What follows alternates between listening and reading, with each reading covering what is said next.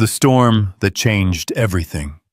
When Ethan Cole pulled that bloodied heiress from the twisted wreckage on Highway 9, he had no idea he was about to collide with a destiny that would shatter every assumption about love, worth, and what it truly means to save someone.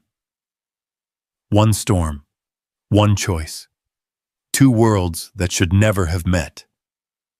Tonight I'm sharing a story that proves sometimes the most unlikely rescues happen when we least expect them. Stay with me until the end, and drop a comment with your city so I can see how far this tale of unexpected love has traveled across the world. The windshield wipers of Ethan Cole's battered Ford pickup fought a losing battle against the torrential rain hammering down on Highway 9. Each swipe revealed only more sheets of water cascading from the October sky, turning the asphalt into a treacherous mirror that reflected his headlights back at him in a dizzying dance of light and shadow. "Come on, old girl," Ethan muttered, gripping the steering wheel tighter as the truck's engine coughed like an old man with too many cigarettes behind him. "Just get me home to Lily." The digital clock on his dashboard glowed a harsh green 11:47 p.m. Another 16-hour shift at Morrison's auto plant had finally ended, but the overtime pay would cover Lily's school supplies for next month. At 8 years old, his daughter deserved better than hand-me-down everything, even if it meant Ethan running himself ragged to provide it. The radio crackled with weather warnings that he'd already memorized. Flash flood watch, high winds, stay off the roads if possible. But if possible was a luxury that single fathers working double shifts couldn't afford. The bills didn't care about storms, and neither did the rent. Lightning split the sky ahead, illuminating the winding mountain road in stark, brilliant white. For a split second, the world looked like a photograph, negative, everything reversed, alien wrong. Thunder followed immediately, so close that Ethan felt it in his chest, rattling through his ribs like a physical presence. He'd driven this route 1,000 times over the past 3 years, ever since Sarah's accident had left him alone with Lily and a mountain of medical debt that still kept him awake at night. Every curve, every pothole, every mile marker was burned into his memory. But tonight felt different. Tonight, the familiar road seemed to stretch endlessly into darkness, as if the storm had somehow altered the very geography of his world. The heater wheezed warm air that smelled faintly of antifreeze and broken dreams. Ethan reached for his coffee cup, cold now bitter dregs that matched his mood, and took a sip that made him grimace. Gas station coffee at midnight tasted like regret and necessity. His phone buzzed against the passenger seat. A text from Mrs. Rodriguez, Lily's babysitter. "She's sleeping soundly. Sweet dreams about the school play tomorrow. Drive safe, mijo." Ethan's heart clenched with the familiar guilt that shadowed every long day. Lily had been practicing her lines for weeks, reciting them at breakfast, during dinner, even in her sleep. She was playing a sunflower in the 3rd-grade production of The Garden of Dreams, a small part that she treated like she was headlining Broadway.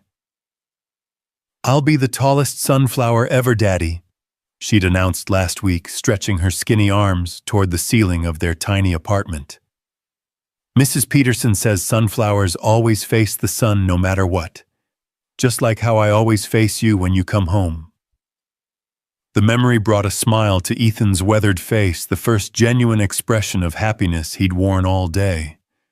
Lily had a way of finding magic in the mundane, hope in the hopeless. She was his sunflower, always turning toward whatever light she could find, even when their world felt perpetually overcast. Another flash of lightning, this one so bright it hurt his eyes. In that frozen moment of illumination, Ethan saw something that made his heart stop. Metal. Twisted metal gleaming silver against the dark bulk of an oak tree. His foot hit the brake before his mind fully processed what he was seeing. The truck skidded on the wet asphalt, hydroplaning for terrifying seconds before the tires found purchase again. Ethan's hands fought the wheel as the vehicle fishtailed, coming to a stop sideways across both lanes. His hands shook as he reached for his cell phone, speed dialing 911, while his eyes strained through the rain-soaked windshield. The emergency line rang once, twice. "This is dispatch. What's your emergency?" "There's been an accident on Highway 9 about 15 miles north of Cedar Falls. A car hit a tree. I think someone might be hurt." "Sir, are you injured? Are you able to approach the vehicle safely?" Ethan was already opening his door, cold rain instantly soaking through his work shirt. "I'm fine. I'm going to check on them now." "Sir, I need you to stay on the line. Emergency vehicles are en route, but with this storm it may take some time. Can you see the occupants of the vehicle?" The wind nearly tore the phone from Ethan's hand as he stumbled across the slick road toward the wreckage. Up close, the scene was even worse than he'd imagined. What had once been a gleaming luxury sedan, he thought it might be a BMW, though it was hard to tell with the front end wrapped around the massive oak like a metallic embrace, was now a study in violent physics. Steam rose from the crumpled hood, mixing with the rain to create an eerie fog that seemed to swallow his flashlight beam. The driver's side door hung open at an impossible angle, and that's when he saw her. A young woman, maybe mid-20s, slumped unconscious against the deployed airbag. Blood matted her dark hair to her forehead, and her breathing was shallow, labored. She wore what looked like an expensive evening dress, black silk that was now torn and stained, and diamond earrings that caught his flashlight beam like captured stars. "I can see her," Ethan reported into the phone, his voice steadier than he felt. "Young woman, unconscious, head injury. She's breathing, but it doesn't look good. Sir, do not attempt to move her unless the vehicle is in immediate danger of fire or explosion. Check for fuel leaks, but do not—" The acrid smell of gasoline hit Ethan's nostrils, sharp and dangerous. His flashlight beam found a growing pool of liquid beneath the rear of the car, rainbow slick in the LED glow. "There's a fuel leak," he said, his pulse spiking. "I have to get her out. Sir, wait for emergency personnel." But Ethan was already pocketing the phone. He'd worked around cars long enough to know that gasoline plus electrical shorts plus heat equaled disaster. The woman's breathing was getting shallower, and that pool of fuel was growing larger by the second. "Hey," he said softly, reaching through the mangled door frame to touch her shoulder. "Can you hear me? I'm going to help you, okay?" Her eyelids fluttered, but didn't open. Up close, he could see the full extent of her injuries. The gash on her forehead was deep, probably requiring stitches, and there was blood on her lips that suggested internal damage. But she was young, and her pulse when he checked her wrist was steady, if weak.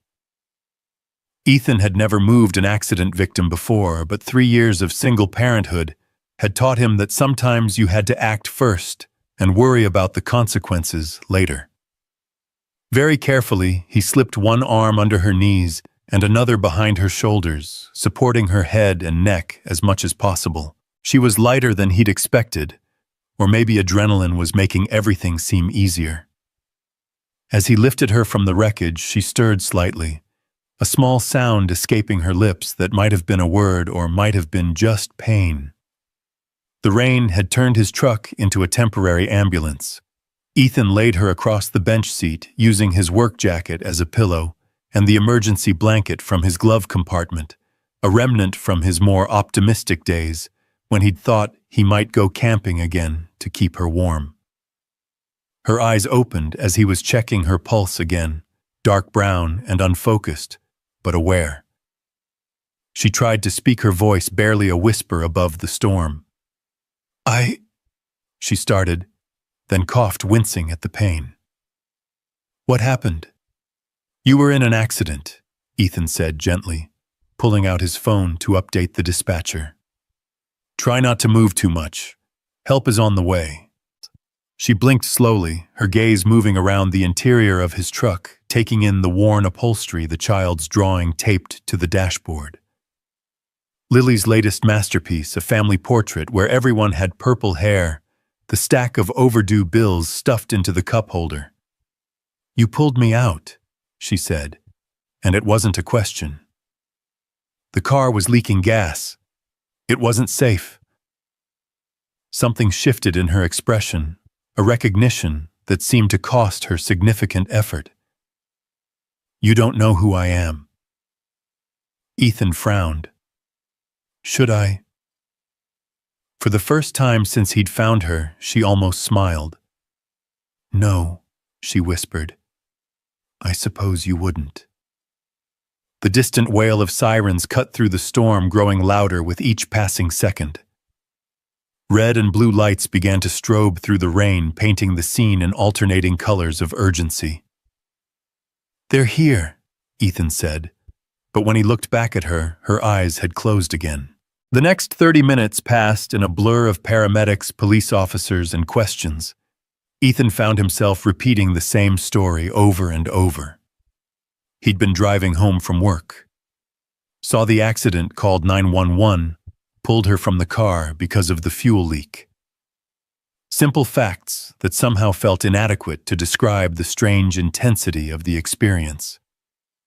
"You did the right thing," the lead paramedic told him as they loaded the woman into the ambulance. "That car went up about 10 minutes after we got here. If you hadn't gotten her out when you did..." Ethan watched the ambulance disappear into the storm, its red lights fading like dying embers. The police had taken his statement, the tow truck had hauled away what remained of the luxury sedan, and now he stood alone on the empty highway, with rain still drumming against his shoulders. His truck started on the third try, the engine coughing its familiar protest, before settling into its usual rough idle. As he drove the remaining miles home, Ethan couldn't shake the image of those dark brown eyes, the way she'd looked at him like he was a puzzle she couldn't quite solve. He'd saved someone's life tonight. The thought should have felt significant, heroic even. Instead, it just felt like something that needed doing, like working overtime or fixing Lily's bicycle or any of the 1,000 small acts of necessity that made up his days. The apartment complex where he and Lily lived was quiet, most of the windows dark. Ethan climbed the external stairs to their second-floor unit, his work boots heavy on the metal steps. Mrs. Rodriguez had left a note on the kitchen table. "Lily ate all her dinner, even the vegetables. Homework is done. She's excited about tomorrow. You're a good father, Ethan. Sleep well." Ethan crumpled the note, gently adding it to the shoebox, where he kept all of Mrs. Rodriguez's encouraging messages. On nights like this, when exhaustion weighed heavier than hope, those little pieces of paper were proof that he wasn't completely failing at the one job that mattered most. Lily's bedroom door was slightly ajar, and he peered through the gap to check on her. She lay sprawled across her twin bed, arms flung wide like she was trying to hug the entire world in her sleep. Her costume for tomorrow's play hung carefully on the back of her chair, a bright yellow dress with green fabric leaves that Mrs. Rodriguez had helped them sew on last weekend. "My sunflower," Ethan whispered, pulling her blanket up to her chin. She stirred slightly, mumbling something about sunshine and stages, before settling back into deep sleep. In his own room, Ethan sat on the edge of his bed and finally allowed himself to process what had happened.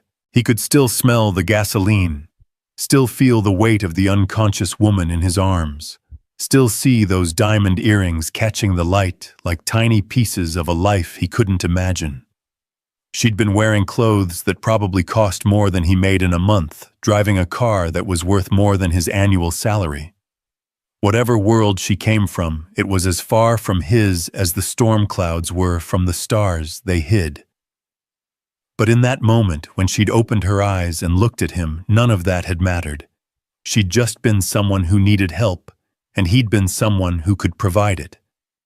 The math was that simple, that clear. Ethan's phone buzzed with a text from his supervisor. "Heard about the accident on 9. You okay?" "Fine," he typed back. "See you tomorrow." Tomorrow. Another shift, another day of trying to build something resembling security from the rubble of circumstances he couldn't control. But tonight, for the first time in months, Ethan fell asleep thinking about something other than bills and exhaustion. He dreamed of lightning and dark brown eyes of sunflowers that grew tall enough to touch the storm clouds, and of a voice whispering, "Thank you," in the darkness between thunder and dawn. Outside, the storm finally began to fade, leaving behind only the gentle sound of rain against the windows and the promise of morning light that would reveal whatever the night had changed. In a few hours, Lily would wake up excited about her school play, Mrs. Rodriguez would arrive with her usual maternal efficiency, and Ethan would begin another day in his carefully constructed routine. But something fundamental had shifted in those moments on Highway 9. Like a stone thrown into still water, the ripples of that chance encounter would spread outward in ways that Ethan Cole, single father and overtime hero, could never have imagined. The woman with the diamond earrings and the expensive dress was somewhere in a hospital bed, probably receiving the kind of medical care that his insurance would never cover. Their worlds would return to their separate orbits, spinning through space at distances measured in dollars and social strata, and all the invisible barriers that kept people like him from people like her. Or so he thought. Because Ethan didn't know yet that some storms don't just change the weather, they change everything. He didn't know that gratitude could be a force more powerful than gravity, or that sometimes the most unlikely connections are forged in the space between lightning and thunder. He didn't know that Isabella Grant, heir to a fortune built on steel and ambition, was lying in a hospital bed thinking about purple-haired stick figures and work jackets that smelled like honest labor, and a man who'd risked his life for a stranger without asking for anything in return. He didn't know that tomorrow would bring more than just Lily's school play, that the phone call he'd receive would crack open his carefully ordered world like lightning splitting the sky. All Ethan knew as sleep finally claimed him was that he'd done what needed doing. He'd pulled someone from the wreckage and delivered them safely to help. In his world, that was enough. In his world, that was everything. But Isabella Grant's world operated by different rules entirely, and she was about to teach him that sometimes when lightning strikes, it illuminates more than just the darkness. Sometimes it reveals a completely different way to live. The morning sun streamed through the hospital room's Venetian blinds, casting geometric patterns across Isabella Grant's face as consciousness slowly returned. Her head throbbed with each heartbeat, a percussion section that seemed determined to remind her that she was very much alive despite the twisted metal and shattered glass that should have been her tomb. The private room at Cedar Falls Memorial was a stark contrast to the luxury she was accustomed to: generic beige walls, standard-issue furniture, the persistent smell of disinfectant that seemed to seep into everything. But for the first time in years, Isabella felt oddly at peace. No assistants hovering with schedules, no board members demanding her attention, no grandfather's portrait glowering down at her from gilded frames. "Miss Grant." A nurse appeared in the doorway, clipboard in hand, and an expression of professional concern. "How are you feeling this morning?" "Like I've been hit by a truck," Isabella replied, then winced as the movement aggravated her headache. "Though I suppose it was actually a tree," and the nurse, her name tag read Patricia, smiled as she checked Isabella's vitals. "Your guardian angel is quite the hero. That man who pulled you from the car saved your life. The vehicle caught fire not 10 minutes after the ambulance arrived." Guardian angel. The phrase echoed in Isabella's mind as fragments of memory began to piece themselves together, strong arms lifting her from twisted metal, a voice speaking gently through the storm. Work clothes that smelled like honest labor and morning coffee. Dark eyes that had looked at her without recognition, without the calculating assessment she'd grown accustomed to seeing in everyone who knew her name. "The man who helped me," Isabella said carefully. "Is he still here?" "Oh no, dear. He left with the police after giving his statement. Blue-collar type, drove an old pickup truck. Probably had to get home to his family." Patricia adjusted Isabella's IV line with practiced efficiency. "Not everyone can afford to stick around hospitals, you know." The casual dismissal in the nurse's voice sparked something defensive in Isabella's chest, though she couldn't quite articulate why. She'd grown up in a world where people were categorized and cataloged based on their utility, their net worth, their connections. But last night, in the middle of a storm, none of that had mattered to the man who'd risked his life for a stranger.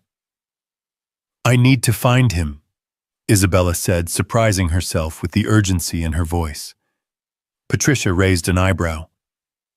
"I'm sure your insurance company will handle any liability issues, dear. Try to rest. Dr. Morrison will want to run a few more tests before we can think about discharge." But Isabella was already reaching for her phone, grateful that the paramedics had thought to retrieve her purse from the wreckage. Her assistant Marcus answered on the first ring, his voice tight with barely controlled panic. "Isabella, thank God you're all right. I've been fielding calls all morning. Your grandfather is beside himself. The board is demanding a statement, and there are reporters camping outside your apartment building. We need to control this narrative before—" "Marcus," Isabella interrupted, her voice still hoarse but firm. "I need you to do something for me, and I need you to do it quietly." "Of course, anything. What do you need?" "Last night a man pulled me from the wreckage. I need to find him. His name is—" Isabella paused, realizing she didn't even know his name. "I don't know his name. But he was driving an old Ford pickup, probably lives in the Cedar Falls area. Blue-collar worker, probably has a family." The silence on the other end of the line stretched long enough that Isabella wondered if the call had dropped. "Marcus?" "I'm here. Isabella, I understand you're grateful, but perhaps a monetary reward channeled through the proper legal— No." The word came out sharper than she'd intended. "This isn't about liability or public relations. I need to thank him properly. Personal, not corporate." Marcus sighed, a sound she recognized as his preparing to argue tone. "Isabella, you've just been through a traumatic accident. Perhaps when you're feeling better we can arrange something appropriate through Marcus." Isabella's voice carried the steel that had built her family's empire. "Find him. Use whatever resources you need, but keep it discreet. I don't want media attention on this man or his family." "Of course. I'll have something for you by this afternoon." 3 hours later, Marcus called back with information that painted a picture Isabella found both heartbreaking and oddly inspiring. His name is Ethan Cole, 29 years old, single father to an 8-year-old daughter named Lily. He works at Morrison's auto plant, has for 3 years, ever since his wife died in a car accident. Good employment record, no criminal background. Lives in the Cedar Point. Apartments on Elm Street. Quite frankly, Isabella, he's exactly what he appears to be, a working man trying to make ends meet.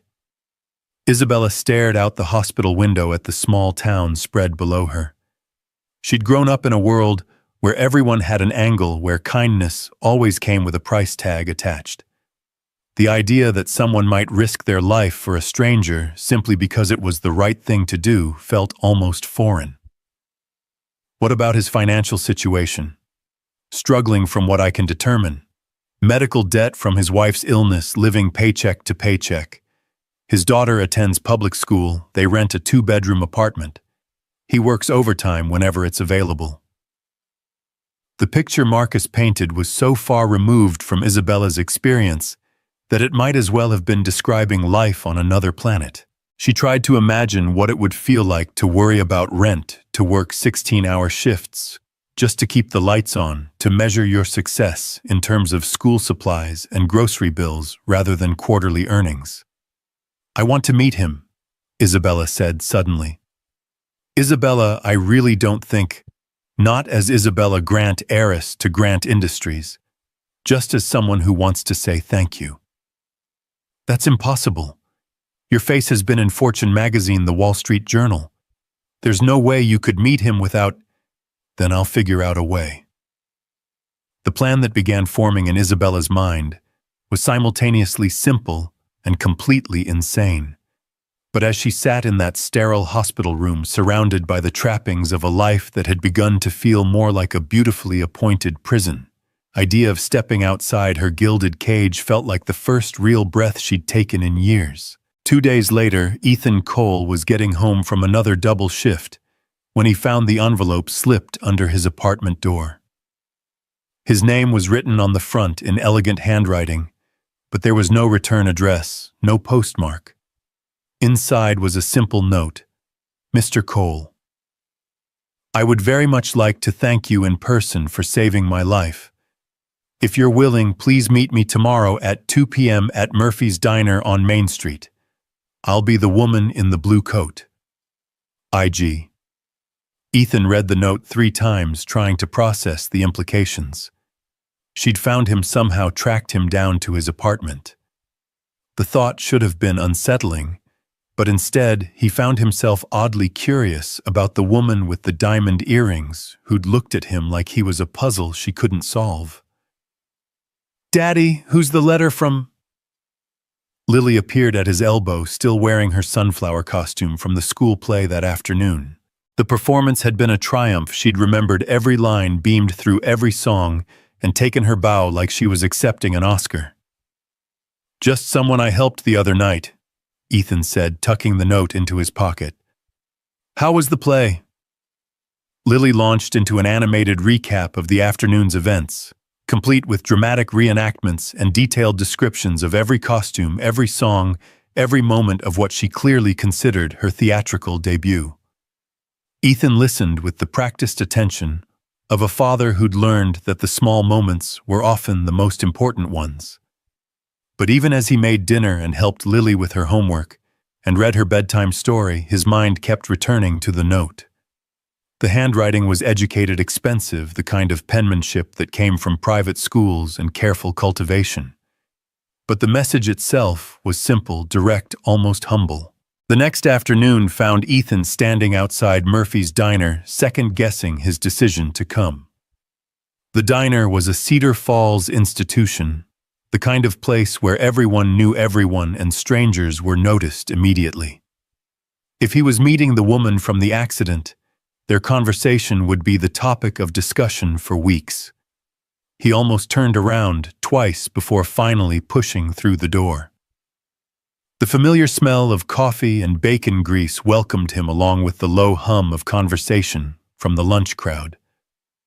Most of the faces were familiar. Murphy's drew the same crowd of retirees, shift workers, and local business owners day after day.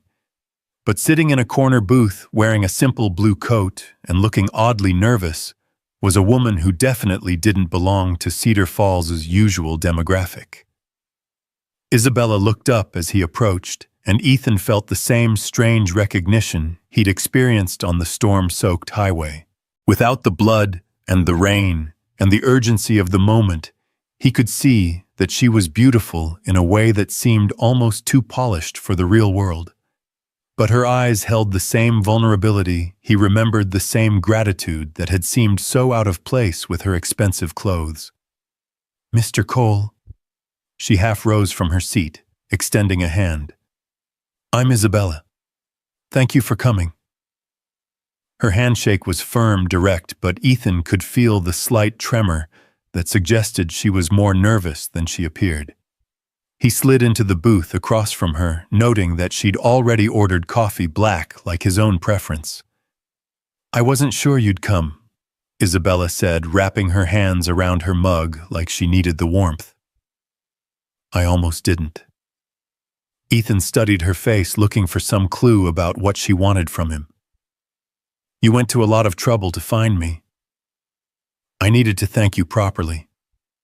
What you did, pulling me from that car, she paused, seeming to struggle with words. I'm alive because you were willing to risk your own safety for a complete stranger. Ethan shrugged, uncomfortable with the praise. Anyone would have done the same thing. No, Isabella said quietly. They wouldn't have. Most people would have called 911 and waited for help to arrive. You didn't hesitate. The conviction in her voice surprised him. She spoke like someone who'd thought deeply about human nature, who'd perhaps been disappointed by it more often than not. The car was leaking gas, Ethan said simply. There wasn't time to wait. Isabella smiled, and for the first time since she'd sat down, she looked genuinely relaxed. You make it sound so simple. It was simple. You needed help, I could provide it. End of story. Is it the end of the story? The question hung between them, loaded with implications that Ethan wasn't sure he understood. He found himself studying her more closely, noting details that the storm had hidden.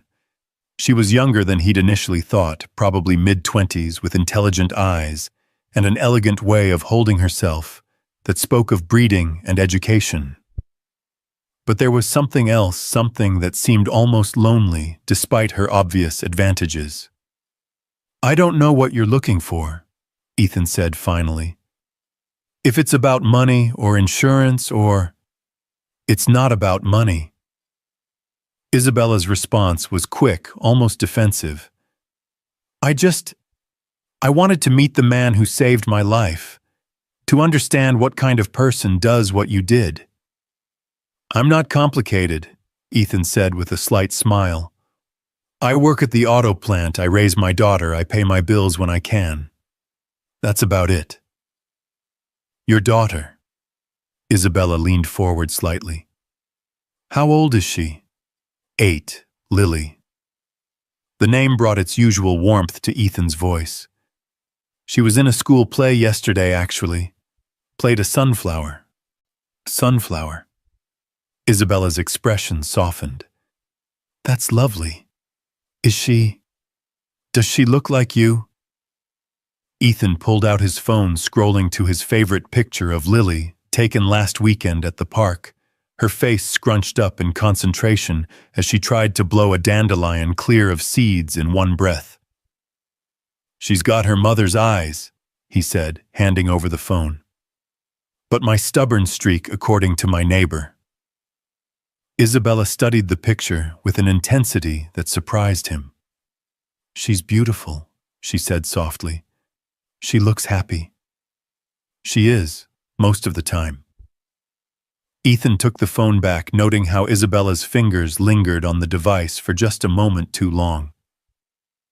Kids are resilient, more than adults sometimes.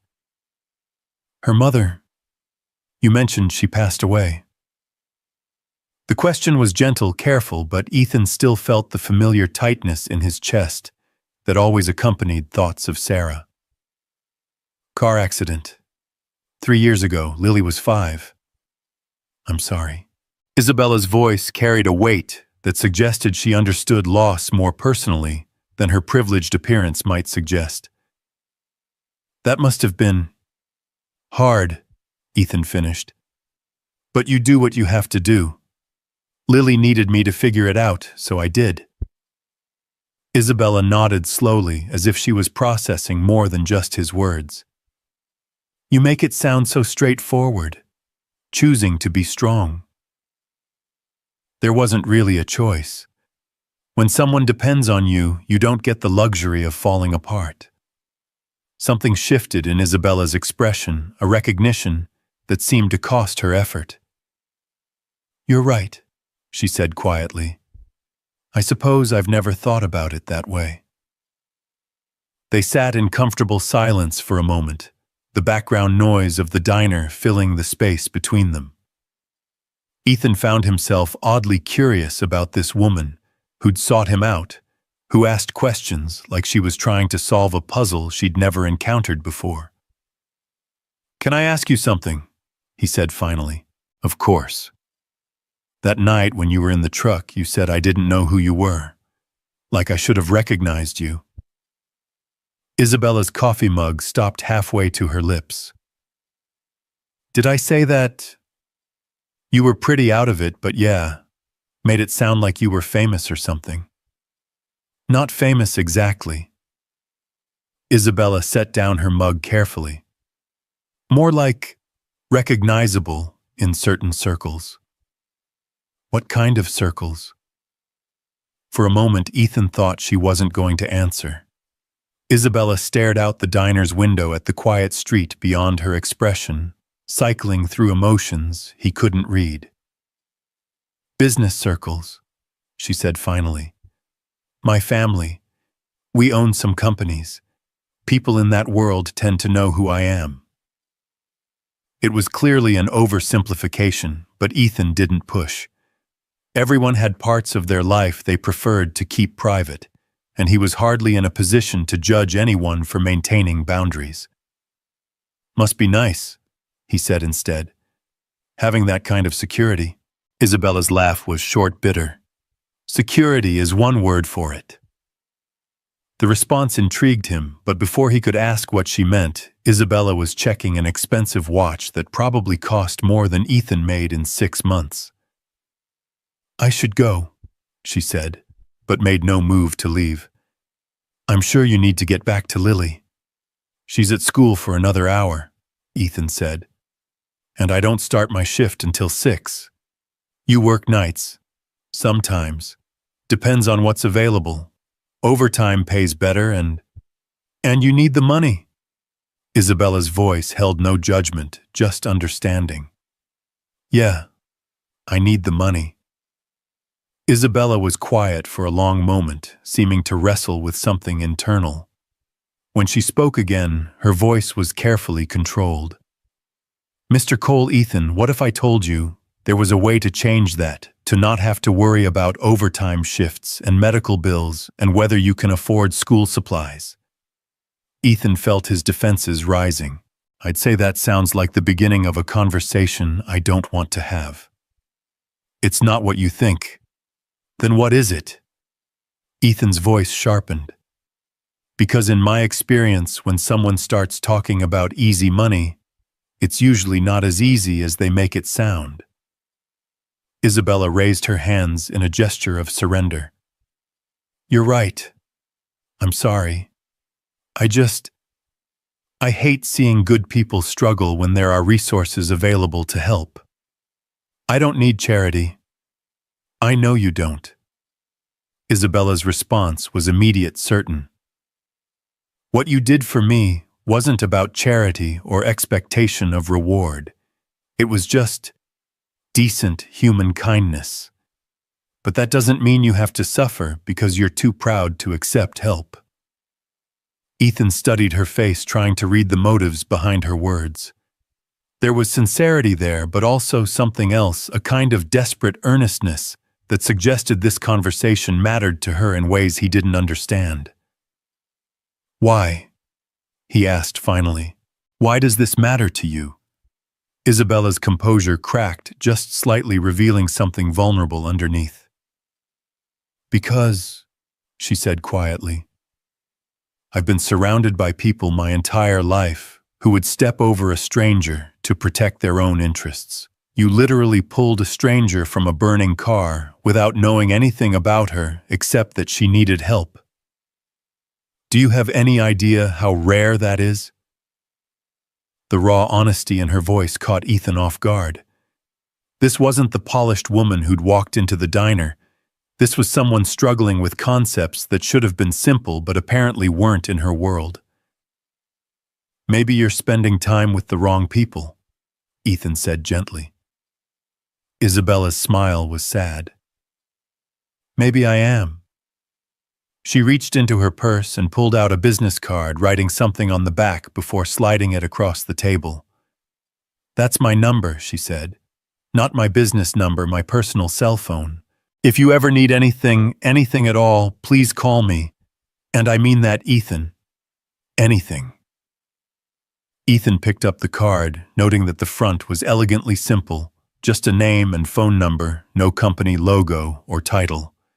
The back had a number written in the same careful handwriting as the note. "I'm not looking for a handout," he said carefully. "I know, but maybe I'm looking for something I can't buy." Isabella stood pulling on her coat, with movements that seemed suddenly urgent. "Thank you for meeting me, Ethan. And thank you again for saving my life." She was halfway to the door before Ethan called after her. "Isabella." She turned back, hope flickering across her features. "For what it's worth," Ethan said, "you seem like good people, too." The smile that spread across Isabella's face was radiant, transforming her from merely beautiful to something approaching luminous. "Thank you," she whispered, and then she was gone, leaving only the faint scent of expensive perfume and the echo of a conversation that felt far more significant than its surface would suggest. Ethan sat in the booth for another 10 minutes, turning the business card over in his hands and trying to process what had just happened. The woman who'd sought him out was clearly wealthy, educated, probably connected to circles of power and influence that were as foreign to him as life on Mars. But underneath all that polish and privilege, she'd seemed almost hungry for the kind of simple human connection that he took for granted. He thought about Lily, about the bills stacked on his kitchen counter, about the constant calculations that governed his daily life, whether to buy groceries or pay the electric bill, whether to take Lily to McDonald's or save the money for her school field trip.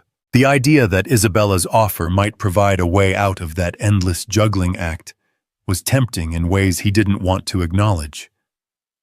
But Ethan had learned through hard experience that there was no such thing as free money, and help from strangers, especially wealthy strangers, usually came with strings attached that weren't visible until you were already tangled up in them. Still, as he walked home through the quiet streets of Cedar Falls, Ethan found himself thinking less about Isabella's money, and more about her eyes, the loneliness he'd glimpsed beneath her composed exterior, the way she'd looked at Lily's picture like she was seeing something she'd never encountered before. Lily was waiting for him when he got home, bouncing with excitement about her day at school and full of questions about where he'd been. "I had coffee with the lady from the accident," Ethan explained as they started dinner together. "The one you saved." Lily's eyes went wide. "Is she okay? Was she pretty? Did she say thank you?" "She's fine. Yes, she was pretty, and yes, she said thank you many times." "Good." Lily nodded with the serious authority of an 8-year-old who'd given the matter significant thought. "Mrs. Rodriguez says when people help you, you should always say thank you. It's good manners." "Mrs. Rodriguez is right." "Daddy." Lily's voice carried the careful tone she used when she was building up to an important question. "Yeah, sweetheart. If the lady wanted to be friends with us, would that be okay?" The question caught Ethan off guard. "Why do you ask?" Lily shrugged, but her expression remained serious. "You don't have many friends, Daddy. Just work friends and Mrs. Rodriguez. And she's really more my friend than yours." The observation stung because it was accurate. Since Sarah's death, Ethan's world had contracted to work Lily and the handful of necessary interactions that kept their small family functioning.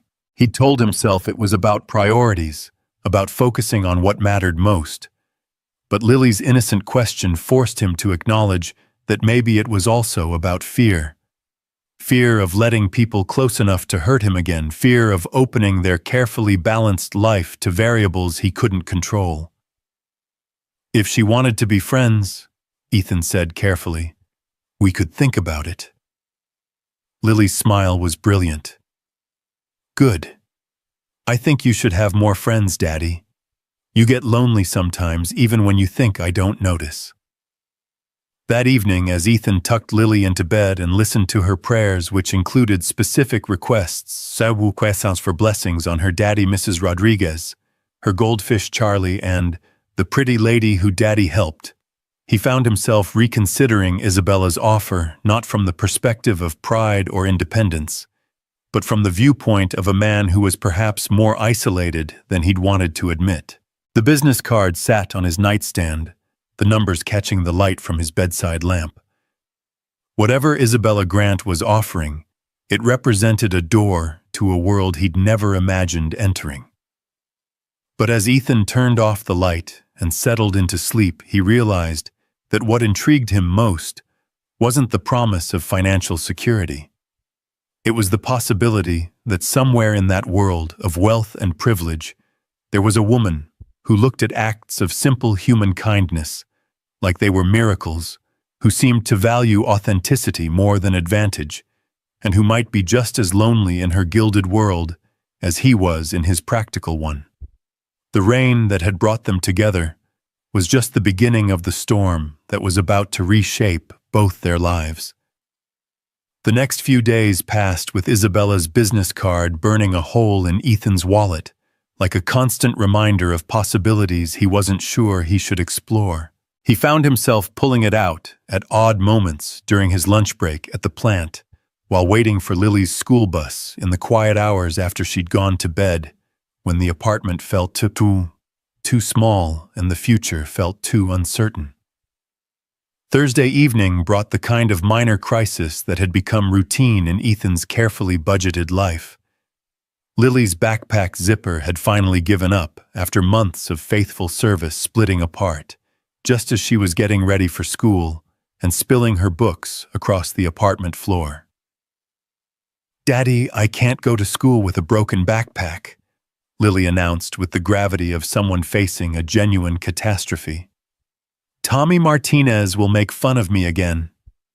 Ethan knelt beside her, examining the damaged zipper with the practiced eye of someone who'd learned to fix everything that could be fixed and make do with everything that couldn't. This particular break was beyond his repair skills, and they both knew it. "We'll get you a new one this weekend," he said, though the promise felt hollow even as he spoke it. $25 for a decent backpack meant $25 not available for groceries or the electric bill. "Really?" Lily's face lit up with hope. "One of the good ones like Emma has with the sparkly unicorn?" Ethan's heart clenched at the innocent request. Emma Morrison was the daughter of the plant manager, and her sparkly unicorn backpack probably cost more than Ethan made in a day. But Lily didn't understand the mathematics of their life, the constant calculations that governed every purchase, every decision. "We'll see what we can find," Ethan said, which was his standard response when no felt too harsh but yes was impossible. Lily's expression dimmed slightly, the way it always did when she recognized that particular tone. At 8 years old, she'd already learned to read the difference between promises her father could keep and hopes he couldn't afford. "It's okay, Daddy," she said, with the kind of mature acceptance that broke Ethan's heart. "Mrs. Rodriguez has some big rubber bands. Maybe we can make it work." That night, after Lily had gone to bed, clutching her broken backpack like a wounded pet, Ethan sat at his kitchen table surrounded by bills and calculations that never seemed to add up the way he needed them to.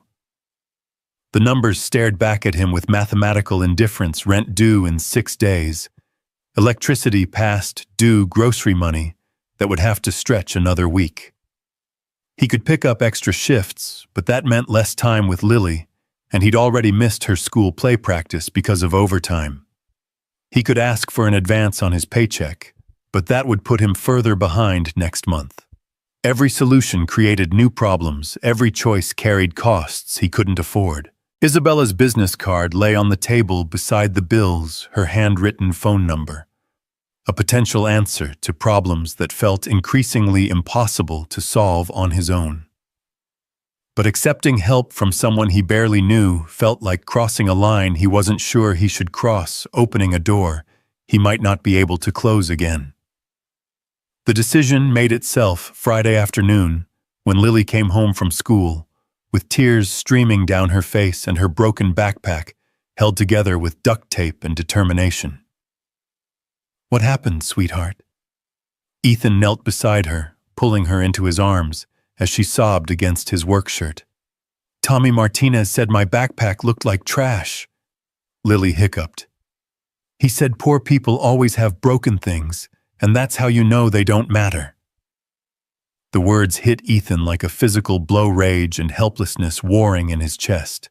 He wanted to march to the school and explain to 8-year-old Tommy Martinez exactly what he thought of children who'd learned cruelty from adults who should have known better. But he also knew that Tommy was just repeating words he'd heard elsewhere, reflecting attitudes that Ethan's pride couldn't change and his poverty couldn't escape. "You matter," Ethan said fiercely, holding Lily tighter. "You matter more than anything in this world, and don't you ever let anyone tell you otherwise." "But he's right about our things being broken," Lily whispered. "Everything we have is old or broken or not as good as what other kids have." The truth in her observation cut deeper than any insult could have. Ethan had worked so hard to shield Lily from the realities of their financial situation, but an 8-year-old's world was full of comparisons, full of markers that announced status as clearly as billboards. That evening after Lily was asleep, Ethan pulled out Isabella's card and stared at the numbers for a long time before finally dialing. She answered on the second ring, her voice carrying a note of surprise and something that might have been relief. "Ethan, is everything okay? I'm sorry to call so late." He began, then stopped, unsure how to continue. "It's not late. I was hoping you'd call." The admission hung between them, honest and vulnerable, in a way that made Ethan's decision feel less like surrender and more like possibility. "You said if I needed anything." He started, then stopped again, the words catching in his throat. "I meant it," Isabella said softly. "Whatever you need, Ethan, just tell me." So he did.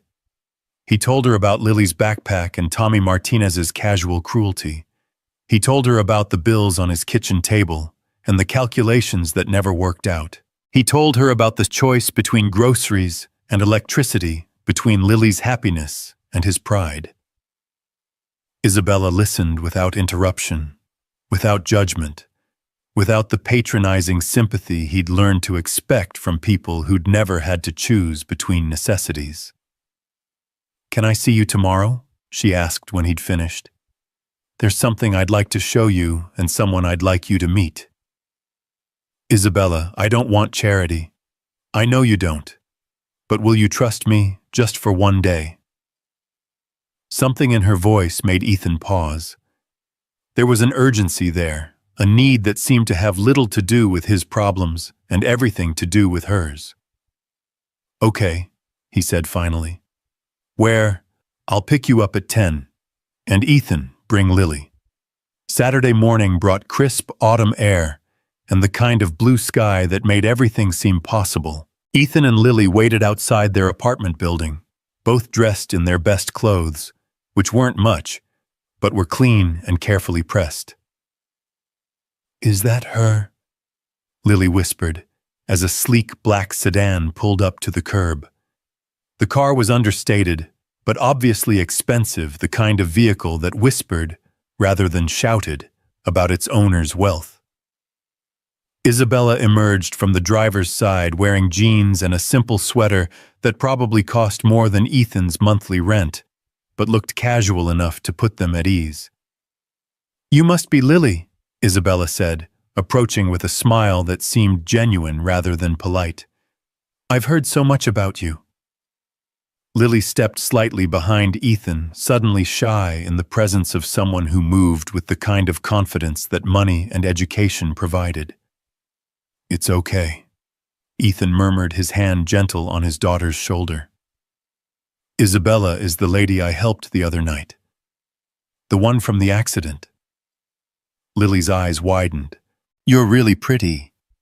Daddy said you were pretty, but I thought maybe he was just being nice. Isabella laughed, a sound of pure delight. Thank you. And you're every bit as beautiful as your picture suggested. Daddy showed you my picture. Lily emerged from behind Ethan, curiosity overcoming shyness. He did. And he told me you were in a school play. A sunflower, right? Lily's face lit up. I knew all my lines and everything Mrs. Peterson said. I was the best sunflower she'd ever seen. I'm sure you were. Isabella's attention was completely focused on Lily, without the distracted air that many adults adopted when talking to children. Maybe you can tell me all about it while we drive. The destination turned out to be 20 minutes outside Cedar Falls, in a part of the county Ethan had driven through, but never explored. The landscape shifted from industrial to rural, to something that could only be described as pastoral rolling hills dotted with horses, perfect white fences that seemed to stretch for miles, houses that were too grand to be called homes, and too elegant to be called mansions. Where are we going? Ethan asked, beginning to feel out of his depth. To meet someone special, Isabella replied, turning onto a tree-lined drive that led to a property that looked like something from a magazine. The house that emerged from the autumn maples was stunning in its understated elegance, 3 stories of weathered brick and climbing ivy with tall windows that caught the morning light and a wraparound porch that invited long conversations over sweet tea. Gardens surrounded the structure like a living frame, perfectly maintained, but natural enough to seem effortless.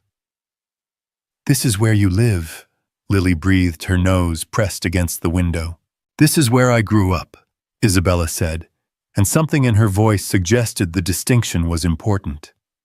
An older woman emerged from the house as they pulled up the circular drive, her silver hair perfectly styled, and her clothes expensive but practical. She moved with the kind of graceful authority that suggested she was accustomed to being in charge, but her face lit up with genuine warmth when she saw Isabella. Bella, darling, the woman called, embracing Isabella with obvious affection. You look tired. Are you eating enough?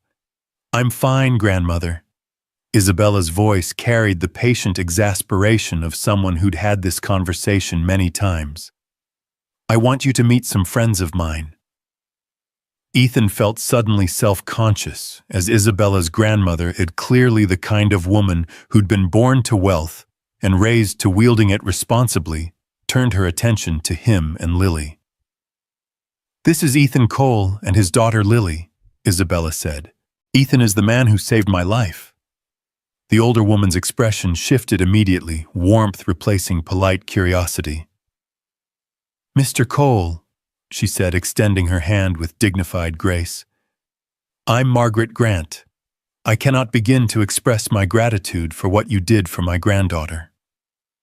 Ma'am, Ethan replied, accepting her handshake and noting that her grip was firm and her eyes were sharp with intelligence. And this lovely young lady must be Lily. Margaret knelt to bring herself to Lily's eye level, a gesture that spoke of experience with children and genuine interest in their thoughts. Isabella tells me you're quite the actress. Lily nodded solemnly. I was a sunflower. Sunflowers always face the sun no matter what. How wise, Margaret said seriously. I think sunflowers might be the smartest flowers in the garden. As they walked toward the house, Ethan found himself processing details that painted a picture of wealth beyond anything he'd imagined. The gardens alone probably employed a team of professionals. The cars in the circular drive represented more money than he'd see in a lifetime. This wasn't just comfortable living, this was generational wealth, the kind of money that shaped legislation and influenced markets. Isabella, he said quietly, falling into step beside her, while Margaret and Lily engaged in animated conversation about flowers and gardens ahead of them. What aren't you telling me? Isabella's expression tightened slightly. What do you mean, Xiaozu? This place, your grandmother, that business card, with no company name, you're not just successful, are you? You're seriously wealthy. Does that change anything? The question was loaded with more weight than it should have carried, as if his answer mattered in ways that went beyond politeness or social climbing. I don't know, Ethan said honestly. Maybe. Probably. Isabella stopped walking, turning to face him with an expression of barely controlled desperation. What if I told you it doesn't matter? What if I told you that money complicates everything it touches, and for the first time in my life, I've met someone who doesn't see dollar signs when they look at me? Then I'd say you might be giving me too much credit. Or you might be selling yourself short. They'd reached the house where Margaret was showing Lily a garden filled with the kind of roses that appeared in coffee table books about English estates. But Ethan's attention was focused entirely on Isabella, on the vulnerability he glimpsed beneath her composed exterior. Why are we here, Isabella, really?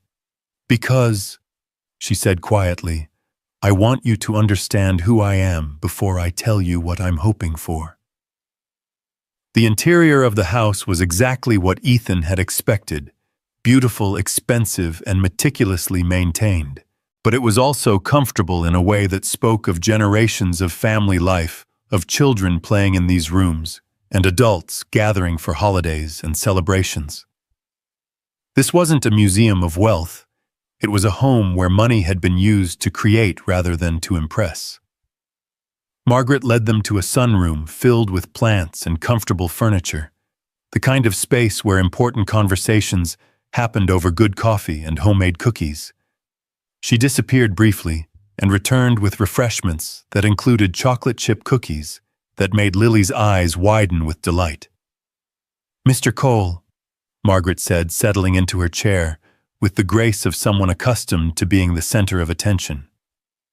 Isabella has told me something of your story. I understand you're a single father working in manufacturing. Yes, ma'am. Morrison's auto plant. And your daughter is 8. Yes, ma'am. Margaret nodded thoughtfully. Raising a child alone must present considerable challenges. Ethan glanced at Isabella, wondering where this conversation was leading. We manage. I'm sure you do. But managing and thriving are different things, aren't they?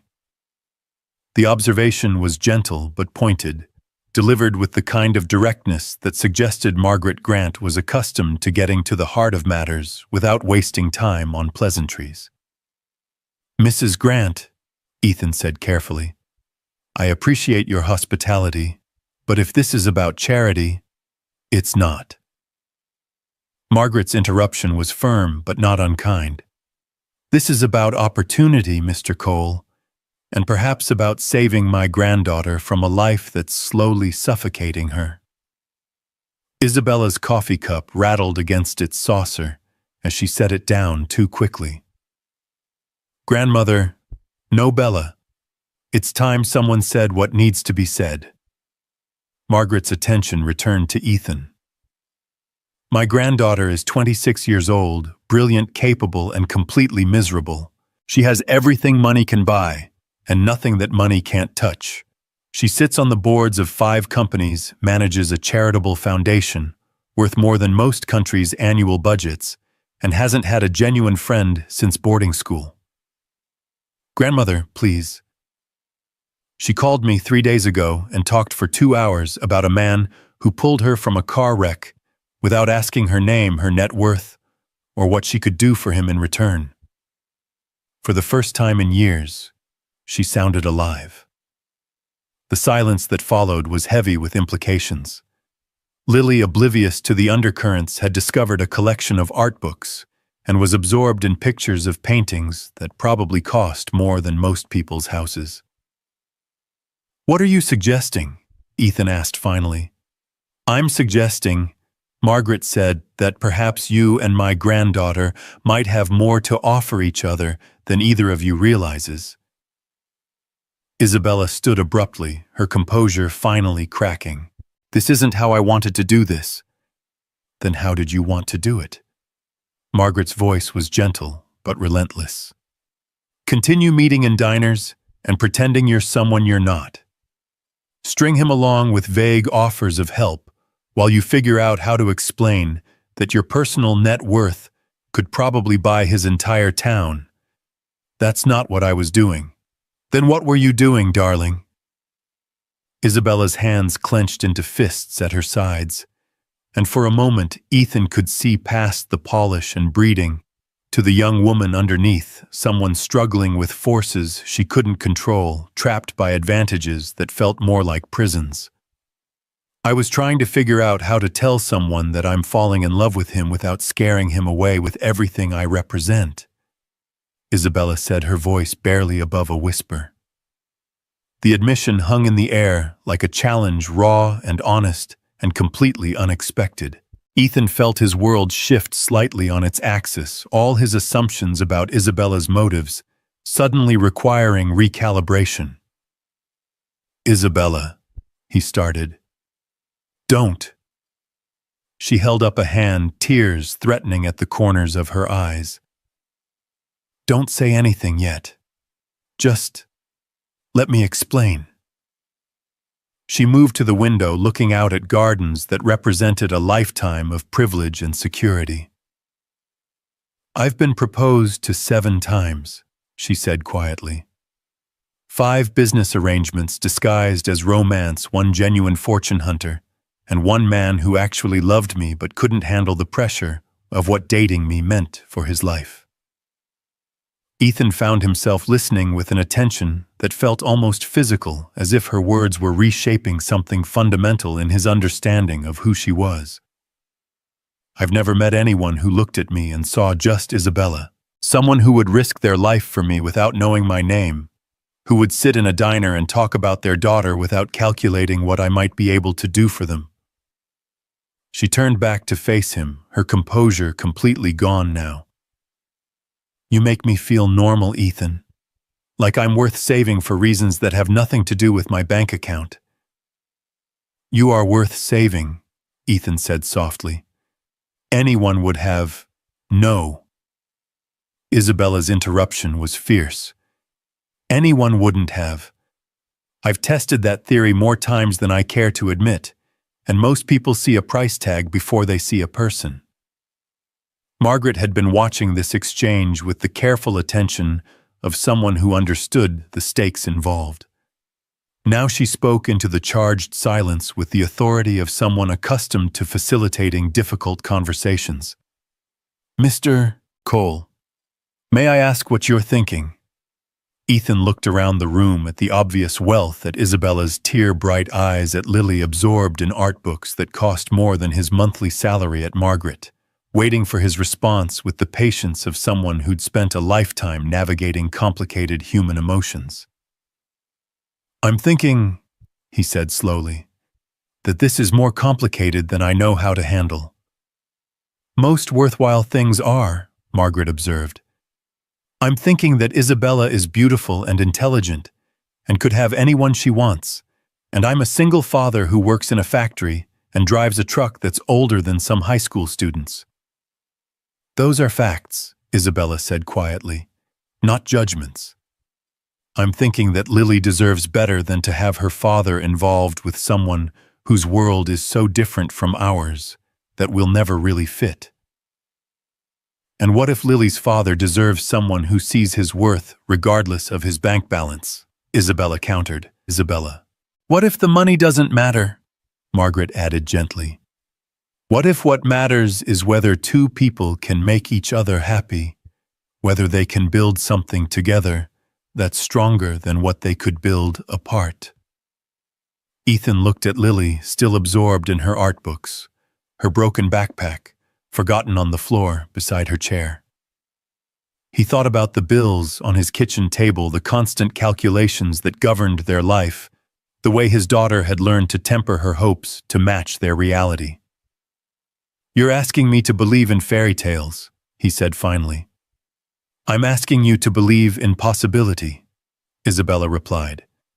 I'm asking you to let me show you that money is just a tool and what matters is how you choose to use it. And what if I can't? What if I can't get past the difference between us? Isabella's smile was sad but understanding. Then we'll have tried, and I'll have had the experience of knowing someone who saw me as worth saving rather than worth owning. Margaret stood smoothing her skirts with practiced grace. Perhaps this is enough heavy conversation for one morning. Lily, darling, would you like to see the horses? Lily's head snapped up from her art book eyes wide with excitement. You have horses, 3 of them, and I think they'd very much like to meet a sunflower. As Margaret led Lily outside, chattering excitedly about horses and riding, and whether sunflowers knew how to pet animals, Isabella and Ethan found themselves alone in the sunroom, with its expensive furniture and charged atmosphere. I'm scared, Ethan admitted quietly. Of me. Of what you represent. Of changing Lily's life in ways I can't predict or control. Of letting myself want something I might not be able to keep. Isabella moved closer, close enough that he could smell her perfume and see the flecks of gold in her brown eyes. What if I told you I'm scared too? Of what? Of wanting something real so badly that I'm willing to risk everything I've been taught matters. Of falling in love with a man who might decide I'm more trouble than I'm worth. Of having to choose between the life I was born to and the life I want to build. They stood facing each other in a room that represented generations of wealth and privilege, 2 people from completely different worlds, trying to figure out whether the distance between them could be bridged by something as simple and complicated as love. What happens now? Ethan asked. Isabella's smile was tentative but genuine. Now we figure it out together. One day at a time, one conversation at a time, one choice at a time.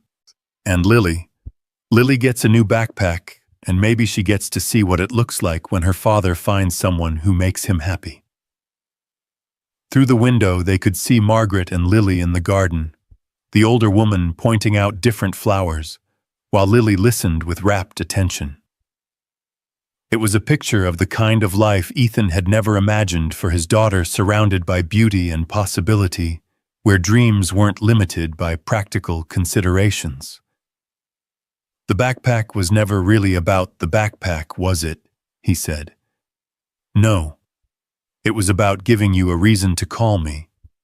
It was about opening a door to a conversation we both needed to have. And the money, the foundation, the companies, all of it. Isabella was quiet for a long moment, watching her grandmother and his daughter through the window. The money is real, and it's a responsibility I take seriously. But it's also been a wall between me and everyone I've ever tried to care about. You're the first person who's made me want to tear down that wall instead of hiding behind it. Ethan thought about the choice ahead of him, the safe, predictable life he'd built for himself and Lily versus the uncertainty and possibility that Isabella represented. It was a choice between maintaining control and embracing change, between protecting what he had and reaching for what he wanted. I can't promise this will work, he said finally. I can't either, but I can promise that I'll never lie to you about who I am or what I want. And what do you want? Isabella's answer was simple, direct, and completely devastating in its honesty. I want to fall asleep next to someone who chose me for reasons that have nothing to do with my net worth. I want to wake up in a world where money is just a tool for building the life we want together. I want Lily to know that she's loved not just by you, but by someone who sees her the way you do, as precious beyond any calculation of worth. The weight of her words settled between them like a promise and a challenge. Outside, Lily's laughter carried on the autumn air, as Margaret apparently told her something amusing about horses and their opinions of sunflowers. One day at a time, Ethan asked. One day at a time, Isabella confirmed. And in that moment, standing in a room that represented everything he'd never had and everything he'd never thought to want, Ethan Cole made the choice to believe in possibility over probability, in hope over fear, in love over logic. It was the second time in a week that he'd chosen to rescue someone. This time he was beginning to suspect they might end up rescuing each other. The decision to trust possibility over fear felt monumental in that sunlit room. But the real test came in the weeks that followed, when the weight of their different worlds pressed against the fragile hope they'd built together. Isabella had insisted on starting small dinners at modest restaurants, afternoon walks through Cedar Falls' quiet downtown, simple moments that felt precious precisely because they were ordinary.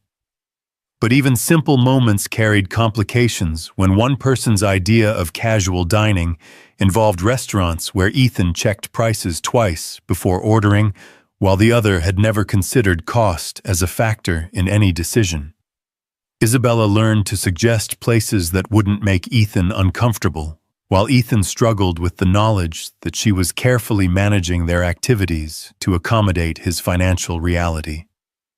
"This is harder than I thought it would be," Ethan admitted one evening as they walked through Riverside Park after dinner at Mario's, a family-owned Italian place where the pasta was excellent and the prices were reasonable. "The dating part or the money part?"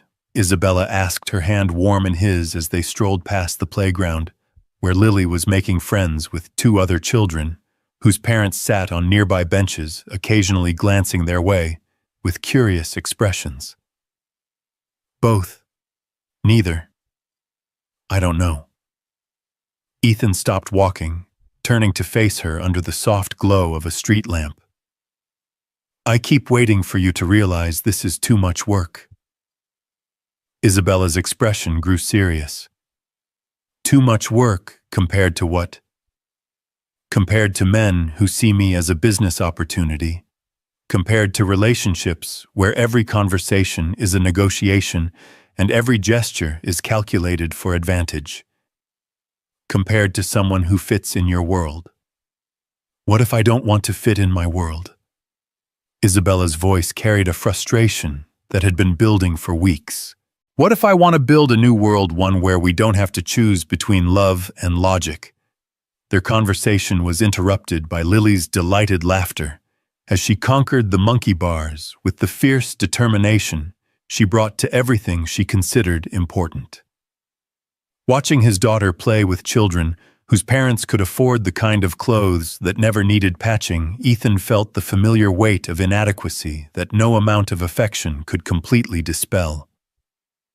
"She deserves this," he said quietly, nodding toward Lily's happy face. "She deserves playmates who aren't worried about whether their shoes will last another month, birthday parties where the gifts aren't carefully budgeted weeks in advance.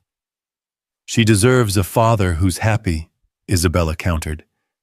"She deserves to see what love looks like when it's not constrained by fear." That night, after tucking Lily into bed and listening to her excited recap of her playground adventures, Ethan found himself sitting at his kitchen table, staring at a stack of college brochures that Isabella had left behind. Not for him, though she'd mentioned several programs for working adults that offered evening classes, but for Lily. Schools with names like Hillcrest Academy and Riversea Preparatory, places where children learned languages and played instruments and never worried about whether their backpacks would hold together until Christmas. His phone buzzed with a text from Isabella. "Thank you for dinner. Thank you for letting me be part of your world. Thank you for wanting to be part of it." He typed back, then stared at the message for a long time before hitting send.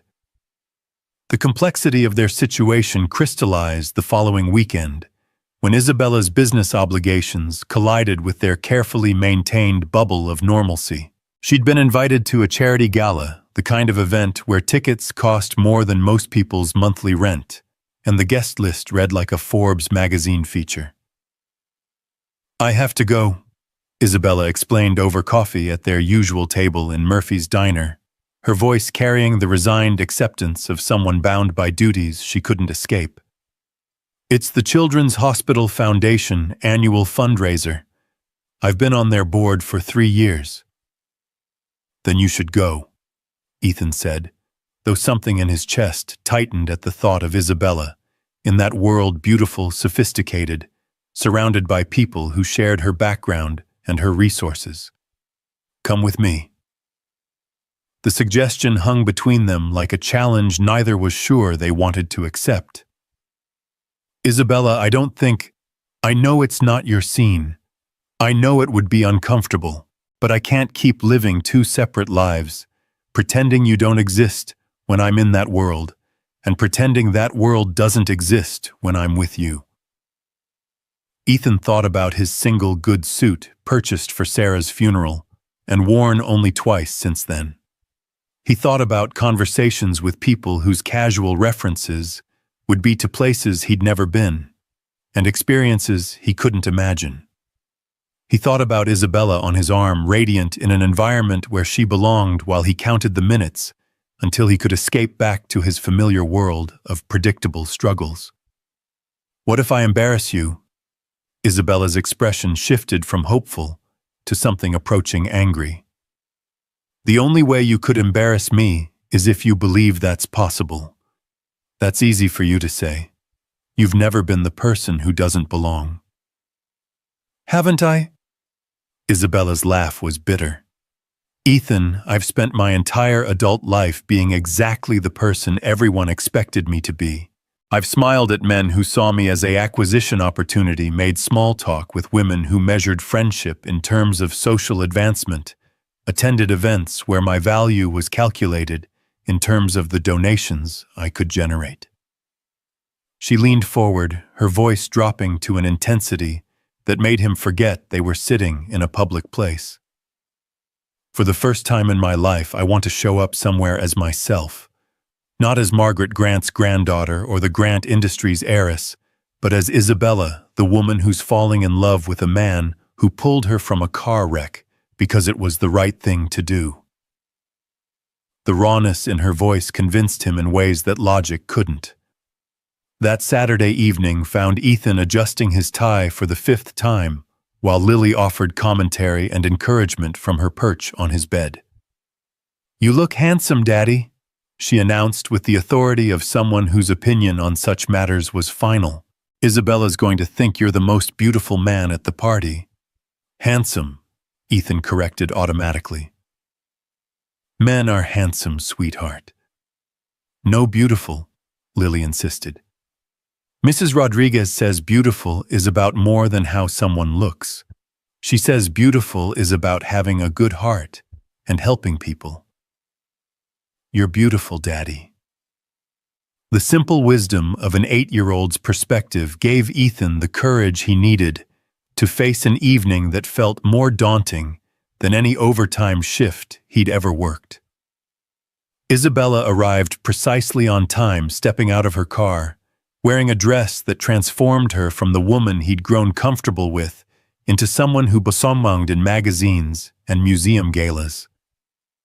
The deep blue silk seemed to catch and hold light, while diamonds at her throat and ears reminded Ethan of the night he'd first seen her bleeding and unconscious, but still wearing jewelry that cost more than his annual salary.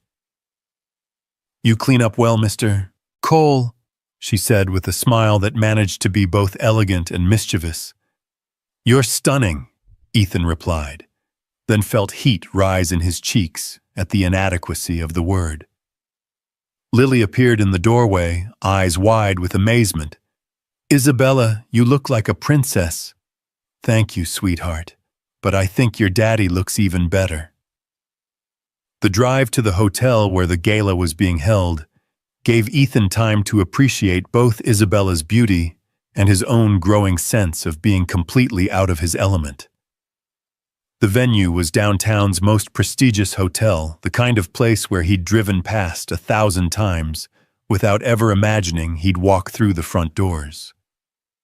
Valet parking attendants in crisp uniforms took Isabella's keys with practiced efficiency while Ethan tried not to calculate how much those young men probably made in tips during a single evening like this.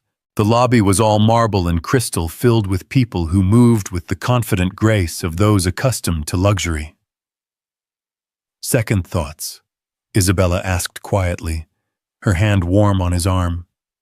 "Third and fourth thoughts," Ethan admitted. "Good. That means you're paying attention."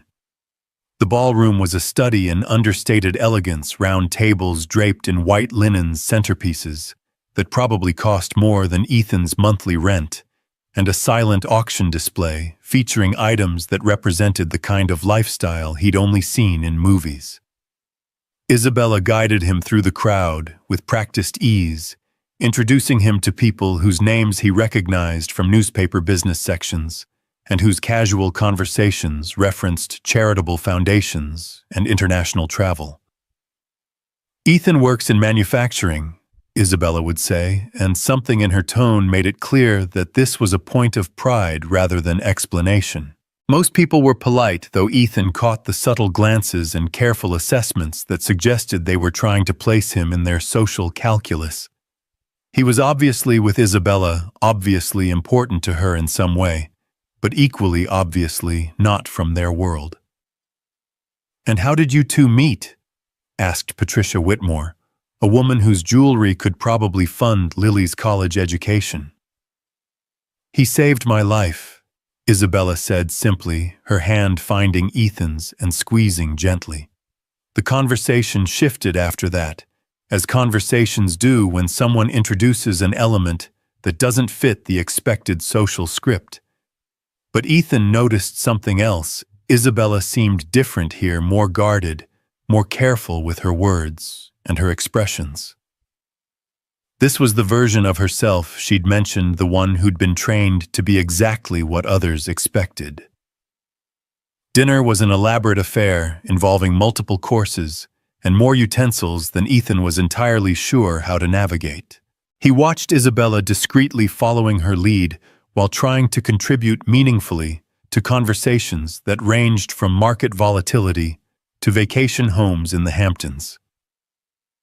"I understand you're a single father," said the man seated to Ethan's left, a silver-haired gentleman whose name Ethan had missed during introductions. "Yes, sir. My daughter Lily is 8. "That must be challenging, balancing work and parenting responsibilities." Something in the man's tone suggested this was more than polite conversation, though Ethan couldn't identify the undercurrent. "We manage," Ethan replied carefully. "I'm sure you do. Children need stability, consistency. It's important that their lives aren't disrupted by uncertainty." Isabella's wine glass clicked against her plate as she set it down with slightly more force than necessary. "Uncertainty is part of life, Harrison. Some of us just have more resources to cushion the impact." Harrison Whitmore, Patricia's husband, and someone whose opinion carried weight in whatever circles Isabella moved in, smiled with the kind of condescension that wealthy people sometimes mistook for charm. "Of course, my dear. But there's a difference between normal life uncertainties and the kind of instability that comes from significant lifestyle changes." The meaning was clear enough that even Ethan caught it. Harrison Whitmore was suggesting that Isabella's involvement with someone from Ethan's background represented the kind of disruption that could affect a child negatively. "You know what's unstable?" Isabella's voice carried a crystalline edge that cut through the dinner conversation at nearby tables. "Growing up believing that your worth is measured by your net worth. Thinking that love comes with conditions and human value can be calculated in quarterly reports. Isabella dear." Lily Cole, Isabella continued, her voice growing stronger, "knows more about love, loyalty, and human decency than most adults in this room. She understands that what matters isn't what you own, but how you treat people. Her father has taught her that helping others isn't a tax deduction, it's a moral obligation." The table had grown quiet, other conversations pausing, as people sensed conflict, in the carefully orchestrated pleasantness of the evening. "That's admirable," Harrison said, his tone suggesting he found it anything but. "But surely you must consider the practical implications."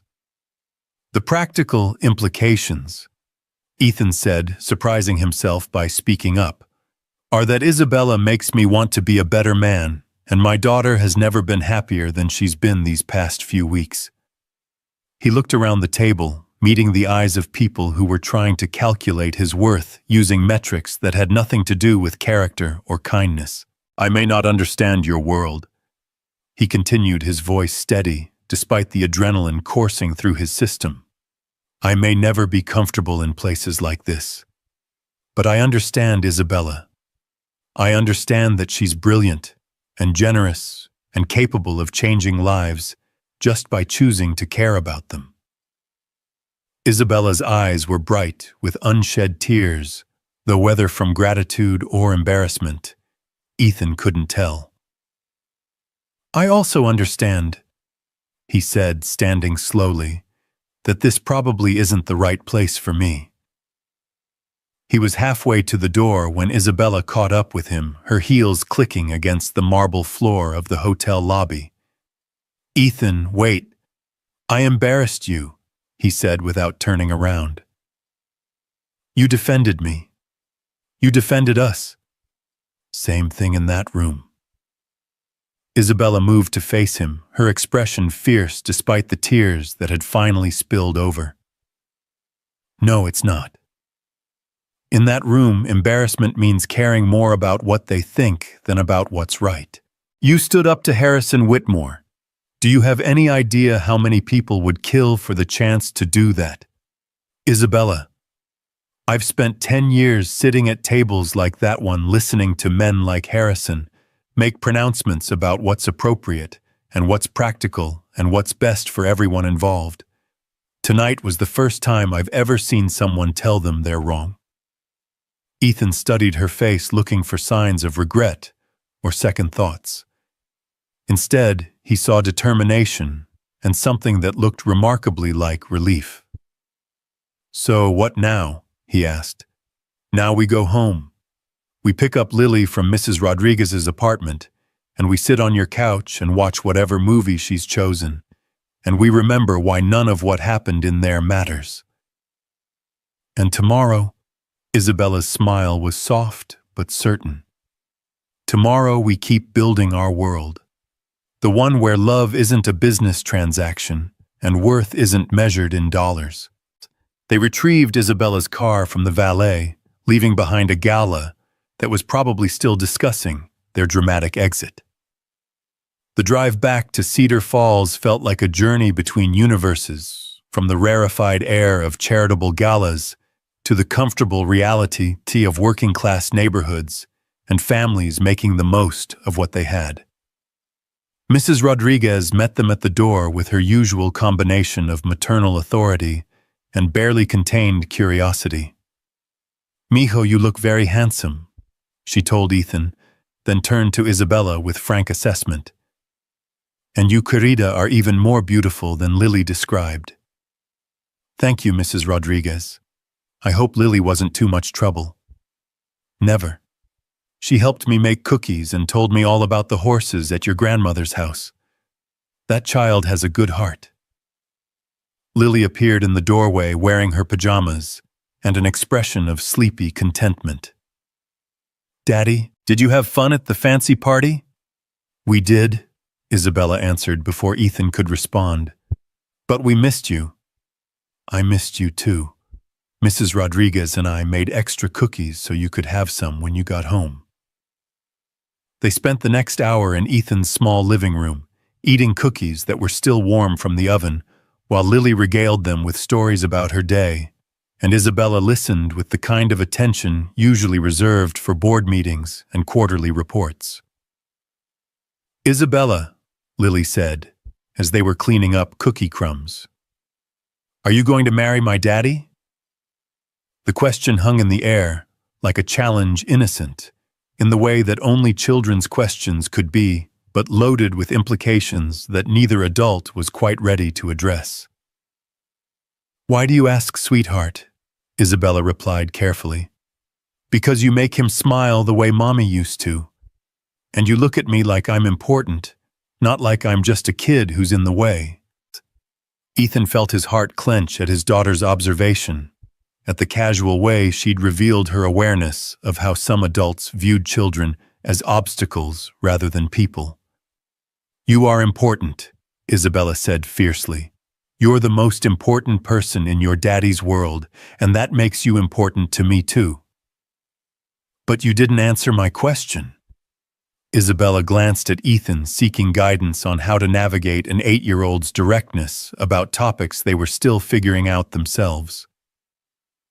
I'd like to marry your daddy, Isabella said finally.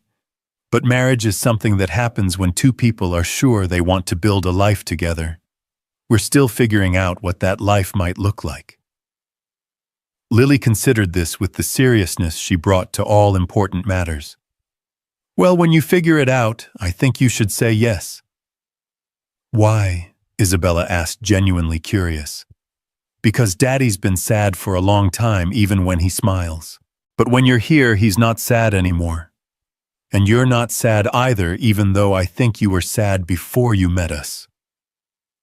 The insight was devastating in its accuracy, cutting through adult complications to reach the simple truth underneath. Isabella had been sad, trapped in a life of obligation and expectation, surrounded by people who valued her for what she represented rather than who she was. And Ethan had been sad too, working so hard to provide for Lily that he'd forgotten to leave room for his own happiness. You're very wise, Isabella told Lily. I know, Lily replied with the confidence of someone who'd never doubted her own intelligence. Can I go to your grandmother's house again sometime? She said she'd teach me about the different kinds of roses. I think that can be arranged. Later, after Lily had gone to bed and Isabella was preparing to leave, they stood in Ethan's small kitchen talking quietly about the evening's events. I'm sorry about Harrison, Isabella said. He represents everything I hate about that world, the assumption that money gives you the right to judge other people's choices. He wasn't wrong about the instability part, Ethan pointed out.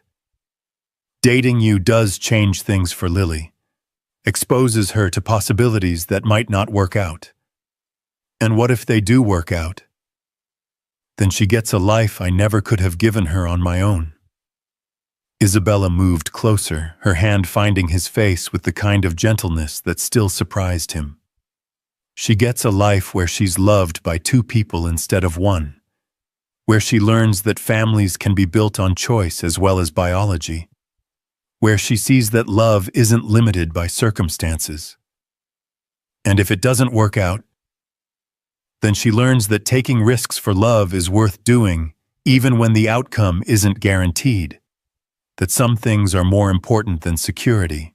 Ethan leaned into her touch, allowing himself to believe for this moment, in this kitchen with this woman, that love might indeed be more powerful than logic. Harrison was right about one thing, he said quietly. What's that? I am going to change your life, probably in ways you can't imagine. Isabella's smile was soft and certain. I'm counting on it. The kiss that followed felt like a promise and a commitment, like crossing a bridge they couldn't uncross. When they finally broke apart, Ethan realized that somewhere between the charity gala and the homemade cookies he'd stopped thinking about all the reasons their relationship couldn't work and started believing in all the reasons it could. Isabella, he said, as she gathered her coat and purse. Yes. Next time you have to go to one of those fancy events, maybe we skip the formal introduction and just meet for ice cream afterward. Her laughter was like music, bright and genuine, and completely free of the careful modulation she'd used at the gala. Deal, she said. But I reserve the right to occasionally drag you to places where you can see how the other half lives. As long as you remember that I prefer our half. Our half, Isabella repeated, testing the words, like they held special meaning. I like the sound of that. After she left, Ethan stood in his kitchen, surrounded by the evidence of an evening that had started in uncertainty and ended in something approaching hope. Cookie crumbs on the counter, wine glasses in the sink, the lingering scent of expensive perfume mixed with flour and vanilla. Tomorrow would bring new challenges, new complications to navigate as they continued building a relationship that existed in the spaces between their different worlds. There would be more Harrison Whitmores, more moments when the gap between their backgrounds felt impossible to bridge, more questions about whether love was really enough to overcome practical realities. But tonight, in the quiet of his small apartment, with Lily sleeping peacefully in the next room, Ethan allowed himself to believe that sometimes the most unlikely love stories were also the most necessary ones. That sometimes rescuing someone from a car wreck was just the beginning of saving each other in ways neither could have imagined. He thought about Isabella's words at the gala, the way she'd defended him and Lily with a fierceness that spoke of genuine love rather than temporary infatuation. He thought about Lily's simple wisdom, her ability to see past complications to the essential truth of what was happening between them. Most of all, he thought about the choice that lay ahead, the decision to trust in possibility over probability, to believe that love could indeed build bridges across any divide, to have faith that sometimes the best things in life came from the most unexpected places. The storm that had brought them together was just the beginning. The real weather they'd have to navigate was made of social expectations and financial realities of pride and fear, and all the ways that two people from different worlds could learn to create a new world together. But as Ethan turned off the lights and headed toward his bedroom, he found himself looking forward to that challenge rather than dreading it. For the first time since Sarah's death, he was thinking about a future that included just survival. He was thinking about building something beautiful. The weeks following the charity gala brought a different kind of storm to their lives, not the dramatic crash of lightning and thunder that had first brought them together, but the steady, transformative pressure of two worlds slowly merging into something entirely new. Isabella began spending more time in Cedar Falls, trading her downtown penthouse for evenings in Ethan's modest apartment, learning to navigate the careful choreography of a life lived on a budget, while Ethan gradually accepted that love sometimes meant allowing someone to share burdens he'd carried alone for too long. The first real test came on a Tuesday evening in November, when Lily developed a fever that spiked to 103 degrees. Ethan's immediate instinct was to take her to the emergency room, but the math was brutal. Even with his insurance, an ER visit would cost more than he had in his checking account, and missing work the next day would compound the financial strain. Isabella found him in the kitchen at 11 p.m., staring at bills spread across the table while Lily slept fitfully in the next room, her fever finally broken thanks to children's Tylenol and cool washcloths. "Why didn't you call me?" Isabella asked, her voice tight, with something between hurt and frustration. "It's not your responsibility," Ethan replied, not looking up from the papers that represented his careful calculations of how much he could afford to care for his sick daughter. "Isn't it? When someone you love is suffering, when someone you care about is choosing between their child's health and their financial survival, isn't that exactly when you're supposed to call?" The word love hung between them, acknowledged but not yet formally declared, carrying weight that neither was quite ready to examine too closely. "Isabella, I can't." "You can't what except help? Allow someone to care about you and Lily without it being a transaction or an obligation." Ethan finally looked up at her, seeing the tears of frustration in her eyes, the way her expensive clothes looked incongruous in his kitchen with its second-hand furniture and carefully managed poverty. "I can't let myself get used to this." he said quietly. I can't let Lily get used to having problems solved with money she doesn't have. What happens when you realize this is too hard, too complicated, too much work? What happens when you go back to your world and we're left here except now we know what we're missing? Isabella sat down across from him, her hands folding over his, with the kind of deliberate gentleness that had become familiar over the past month. What if I don't go back? What if this is my world now? You can't mean that. Can't I? Isabella's voice carried a certainty that surprised them both. Ethan, 3 months ago, I was going through the motions of a life that felt like an elaborate performance. Board meetings where I said what was expected, charity events, where I smiled at people who saw me as a checkbook, with legs, dinners where every conversation was a chess match of social positioning. She gestured around his small kitchen, taking in the refrigerator covered with Lily's artwork, the second-hand table where they'd shared more honest conversations than she'd had in years of formal dining. This is the first place I've ever felt like myself. You and Lily are the first people who've ever made me feel like Isabella matters more than what Isabella represents. But your responsibilities, your family's business, will survive without me micromanaging every decision.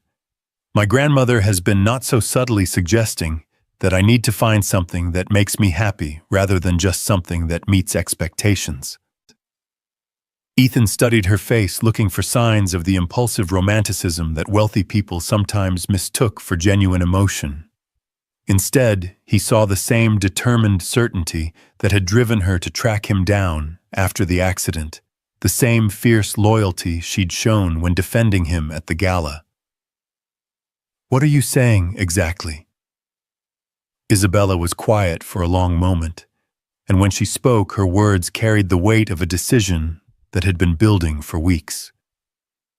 I'm saying that Grant Industries has excellent management in place and doesn't need an heiress who'd rather be reading bedtime stories than reviewing quarterly reports. I'm saying that my trust fund is more than adequate to support whatever life we want to build together. I'm saying that I'd rather worry about Lily's fevers and your overtime shifts than spend another day pretending to care about stock options and market projections. You can't just walk away from your entire life. I'm not walking away from my life. I'm walking toward it.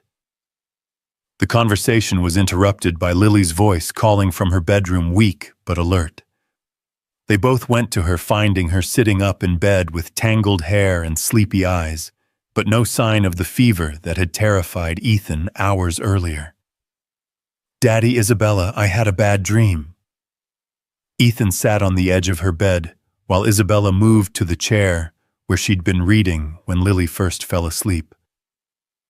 What kind of dream, sweetheart? I dreamed that you and Isabella had a big fight, and she went away and didn't come back. Ethan felt his heart clench at his daughter's unconscious articulation of his own deepest fear. Isabella's not going anywhere, Lily. Promise? Lily's attention was fixed on Isabella, waiting for an answer with the kind of serious expectation that 8-year-olds brought to matters of supreme importance. I promise, Isabella said, her voice steady and certain. I'm not going anywhere unless you and your daddy want me to go. We don't want you to go, Lily said immediately. Right, Daddy? Ethan looked at his daughter's earnest face, then at Isabella sitting in the second-hand chair beside Lily's bed, her expensive dress wrinkled from a night of caring for a sick child, her makeup worn off, and her hair escaping its careful styling.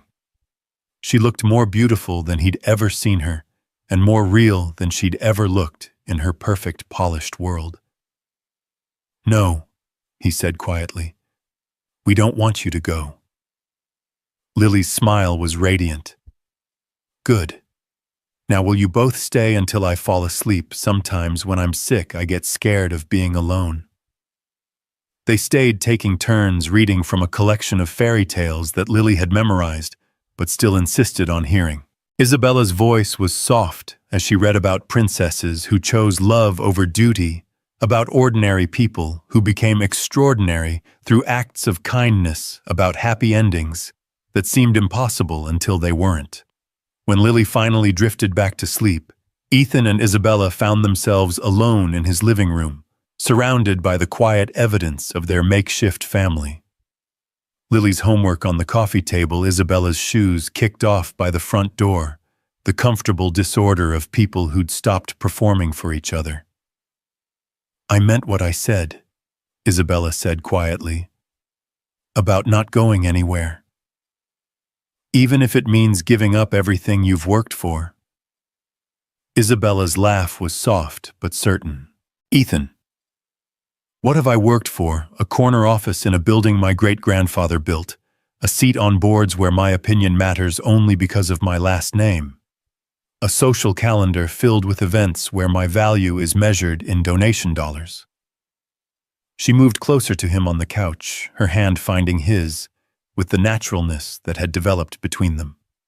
"I've spent my entire adult life managing wealth I didn't earn for purposes I don't always believe in. The only thing I've ever chosen, the only thing that's ever felt real is this: you and Lily and the life we could build together. It won't be easy. There will be people who think you're crazy for giving up your advantages. Let them think what they want. I'd rather be crazy and happy than sensible and empty." That conversation became the foundation for everything that followed.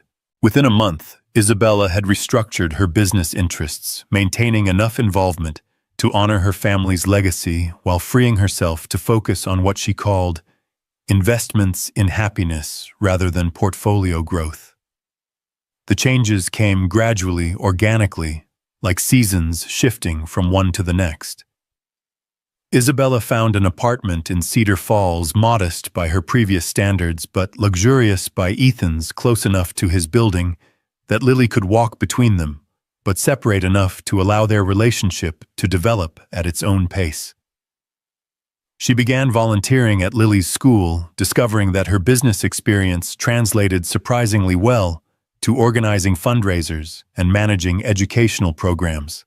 The other parents, initially wary of someone whose car cost more than their annual salaries, gradually warmed to her genuine interest in their children's welfare and her obvious adoration of Lily. "She's good for you, Mrs. Rodriguez observed one evening as she watched Isabella help Lily with a math assignment that had reduced both father and daughter to frustrated tears. "She makes you remember that you deserve to be happy." Ethan couldn't argue with the assessment. Isabella's presence in their lives had created space for joy he hadn't realized he'd been missing. Lily bloomed under the attention of someone who treated her thoughts and dreams as important, while Ethan found himself looking forward to the future in ways he hadn't since Sarah's death. But the most significant change came in February, when Lily announced that she wanted to enter the school's science fair with a project about renewable energy. "All the other kids are doing volcanoes and growing plants," she explained over dinner at Isabella's apartment, where they'd begun spending most evenings. "But I want to do something that actually matters." Isabella's eyes lit up with the kind of excitement Ethan had learned to recognize as the prelude to elaborate plans. "What kind of renewable energy?" "I don't know yet. Something that could help people like us, people who have to worry about electricity bills." The simple statement carried weight that resonated with all three of them. Lily's project became a family endeavor, with Isabella contributing research skills and resources, while Ethan provided the practical engineering knowledge that turned theory into working models.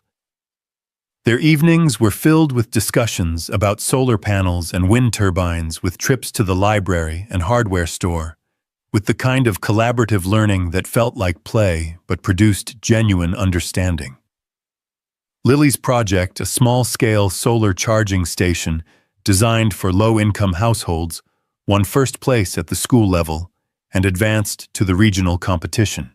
"She gets her intelligence from you," Isabella told Ethan, as they watched Lily explain her project to judges who were clearly impressed by both her knowledge and her passion.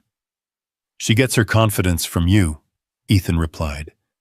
The belief that her ideas matter, that she can change things. She gets that from both of us.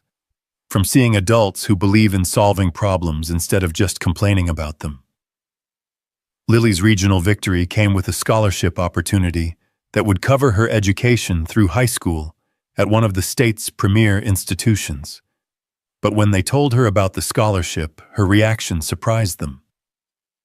"Will I still live with you and Daddy?" she asked Isabella, her expression serious. "Of course. The school has a bus route that includes Cedar Falls. And will I still see my friends from my regular school?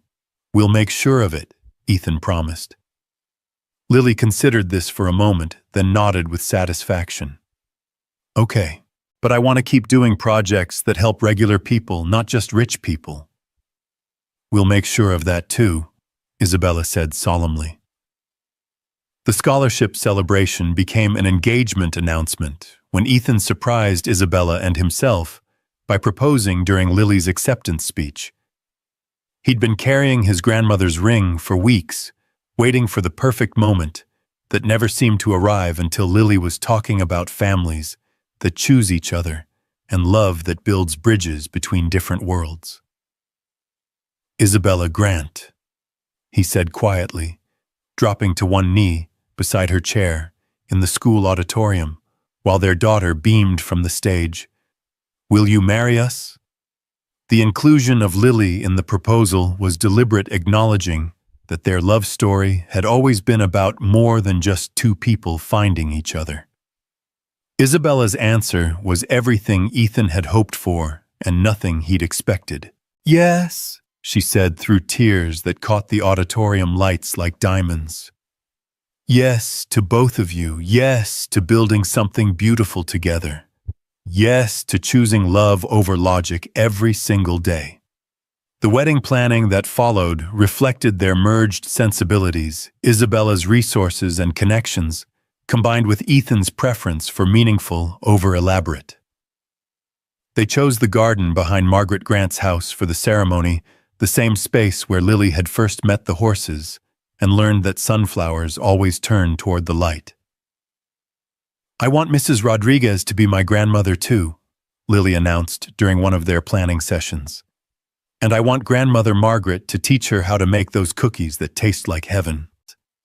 The guest list became an exercise in bridging worlds, Isabella's family and social connections mixing with Ethan's co-workers and neighbors, people who'd never imagined they'd attend the same events, but who shared genuine affection for the couple at the center of the celebration.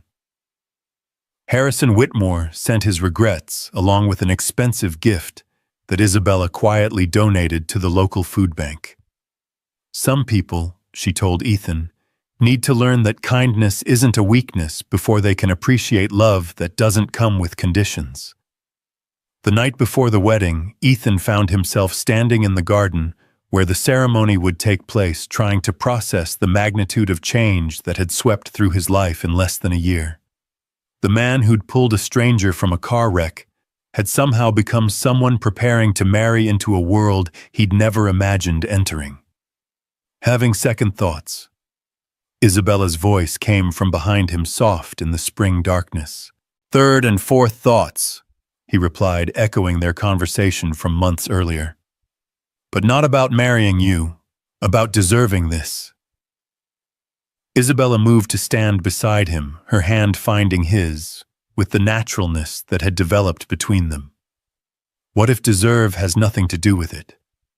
What if this is just what happens when two people choose to build something together instead of protecting what they have separately? Then I guess we'd better make sure we build something worth the risk. I think we already have. The wedding itself was everything they'd hoped for and nothing they'd expected.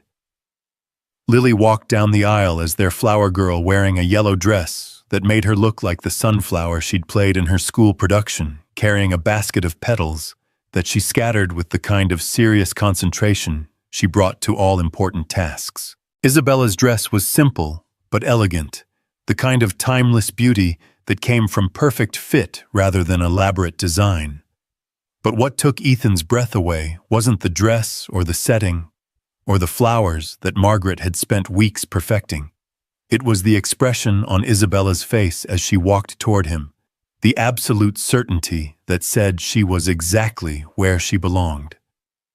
The vows they'd written together reflected their journey from strangers to lovers to family, acknowledging the storms they'd weathered and the ones they'd faced together. "I promise," Ethan said, his voice carrying clearly through the garden, filled with people who'd become their chosen family, "to see you as Isabella first, and everything else second. To build our life on love rather than logic, hope rather than fear." "I promise," Isabella replied, her voice steady despite the tears that caught the afternoon sunlight. "To choose our world over any world I was born into. To believe in possibility over probability, in building something beautiful rather than protecting something safe." When the minister pronounced them husband and wife, the garden erupted in celebration that felt both elegant and joyful, sophisticated and heartfelt. Margaret Grant and Mrs. Rodriguez sat together at the family table, comparing stories about their respective children and planning collaborative cookie projects. Ethan's co-workers mingled with Isabella's business associates, discovering common ground in their shared affection for a couple who'd proven that love could indeed bridge any divide. But the moment that captured the essence of their new life came during the father-daughter dance when Lily insisted that Isabella join them. "We're a family now," she announced to the assembled guests with 8-year-old authority. "And families dance together." As they swayed to music that spoke of love and hope and new beginnings, Ethan realized that the storm that had brought them together had done more than just change the weather. It had transformed the very landscape of what was possible. The reception lasted until the stars came out, filled with toasts that spoke of unlikely love stories and second chances of courage that came from choosing hope over fear, of families built on choice rather than obligation. As the evening wound down and guests began to drift away, Ethan and Isabella found themselves alone in the garden, where they'd first begun to imagine a life together. "No regrets?" he asked, his arms around his wife as they danced to music that existed only in their hearts. "Only one," Isabella replied, her smile mysterious in the starlight. "What's that?" "I regret that it took a car accident to bring us together. I wish I'd found you sooner." Ethan's laughter was warm against her hair. "If you'd found me sooner, I wouldn't have been ready for you. I needed to learn how to be a father first, how to choose love over fear. And I needed to learn that wealth without purpose is just expensive emptiness." They danced in comfortable silence for a moment, surrounded by the garden that had become symbolic of their ability to cultivate beauty together. "What happens now?" Isabella asked. "Now we go home. We tuck Lily into bed in her new room in our new house, and we start the complicated, wonderful work of building a life together. And tomorrow we keep choosing each other, every day in every way that matters." The house they'd bought together sat half-in between Cedar Falls and the Grant family estate, close enough to Margaret for regular visits, but far enough to maintain their independence. It was larger than Ethan's apartment, but smaller than Isabella's previous standards, with enough rooms for Lily to have her own space and for Isabella to maintain a home office for her scaled-back business interests. But the real measure of their success wasn't in square footage or property values. It was in the small moments that made up their daily life. Isabella learning to braid Lily's hair for school. Ethan teaching Isabella how to change the oil in her car. Family dinners where they planned weekend adventures and discussed Lily's latest school projects. 6 months after the wedding, Isabella started a nonprofit foundation focused on educational opportunities for children from low-income families, using her business skills and family connections to create programs that addressed practical barriers to academic success. Ethan left the auto plant to become the foundation's operations director, bringing his understanding of working-class challenges to bear on solutions that actually worked for the families they served. "We're not saving the world," Isabella told a reporter who interviewed them about the foundation's success. "We're just proving that when people with resources partner with people who understand problems, you can create opportunities that change individual lives. And when you change enough individual lives," Ethan added, "you do start to change the world." Their first Christmas as a married family brought snow that transformed their neighborhood into something magical, with Lily building snowmen while Ethan and Isabella watched from their kitchen window, coffee cups warm in their hands and contentment warm in their hearts. "Do you miss it?" Ethan asked, as they watched their daughter create snow angels with the kind of wholehearted joy that seemed to be her specialty.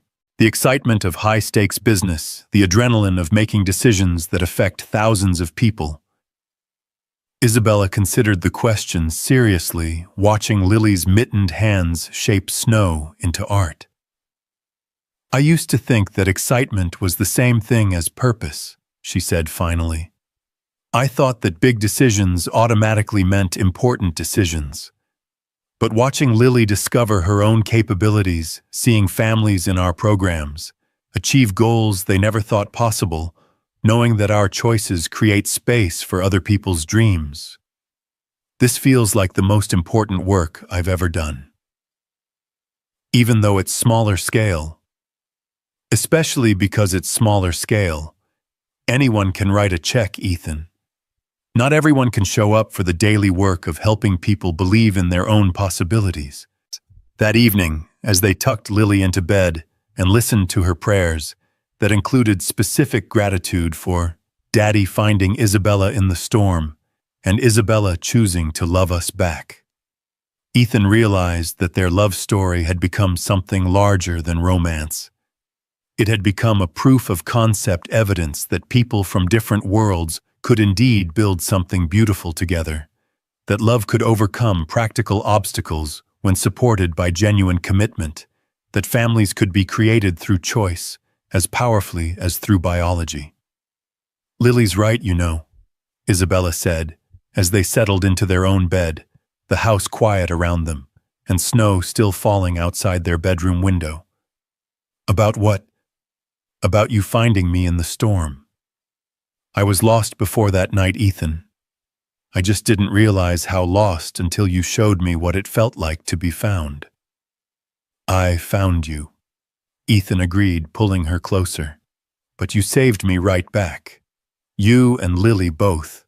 You taught me that it's okay to want more than just survival, that love is worth risking everything for." Outside, the storm that had brought them together had long since passed, replaced by the gentler weather of everyday life, the steady rhythm of work and family, of small victories and shared challenges of love that deepened through choice rather than chance. But sometimes, on nights when the wind picked up and rain drummed against their windows, Ethan and Isabella would remember that first storm and the choice they'd made to rescue each other. They'd remember that sometimes the most profound changes begin with the simplest acts of kindness, that love often arrives disguised as crisis, and that the best families are built not on similarity, but on the decision to face life's storms together. In the morning, they'd wake up to Lily's laughter echoing through their home, to coffee that tasted better when shared, to the complicated, wonderful work of proving that love could indeed conquer all, not through magic or destiny, but through the daily choice to show up for each other, to build something beautiful from the raw materials of hope and determination, and the unshakable belief that some things are worth risking everything for. And when Lily asked, as she often did, to hear the story of how Daddy found Isabella in the storm, they'd tell her about the night when lightning showed them that sometimes the most important rescues happen when two people choose to save each other, creating families that shine like sunflowers, always turning toward the light, no matter what weather life brings their way. The end of their story was really just the beginning. The start of a lifetime spent proving that love, when chosen daily and lived boldly, could indeed weather any storm and build any bridge, creating possibilities as endless as a child's imagination and as durable as the decision to keep choosing each other one day at a time for all the days to come.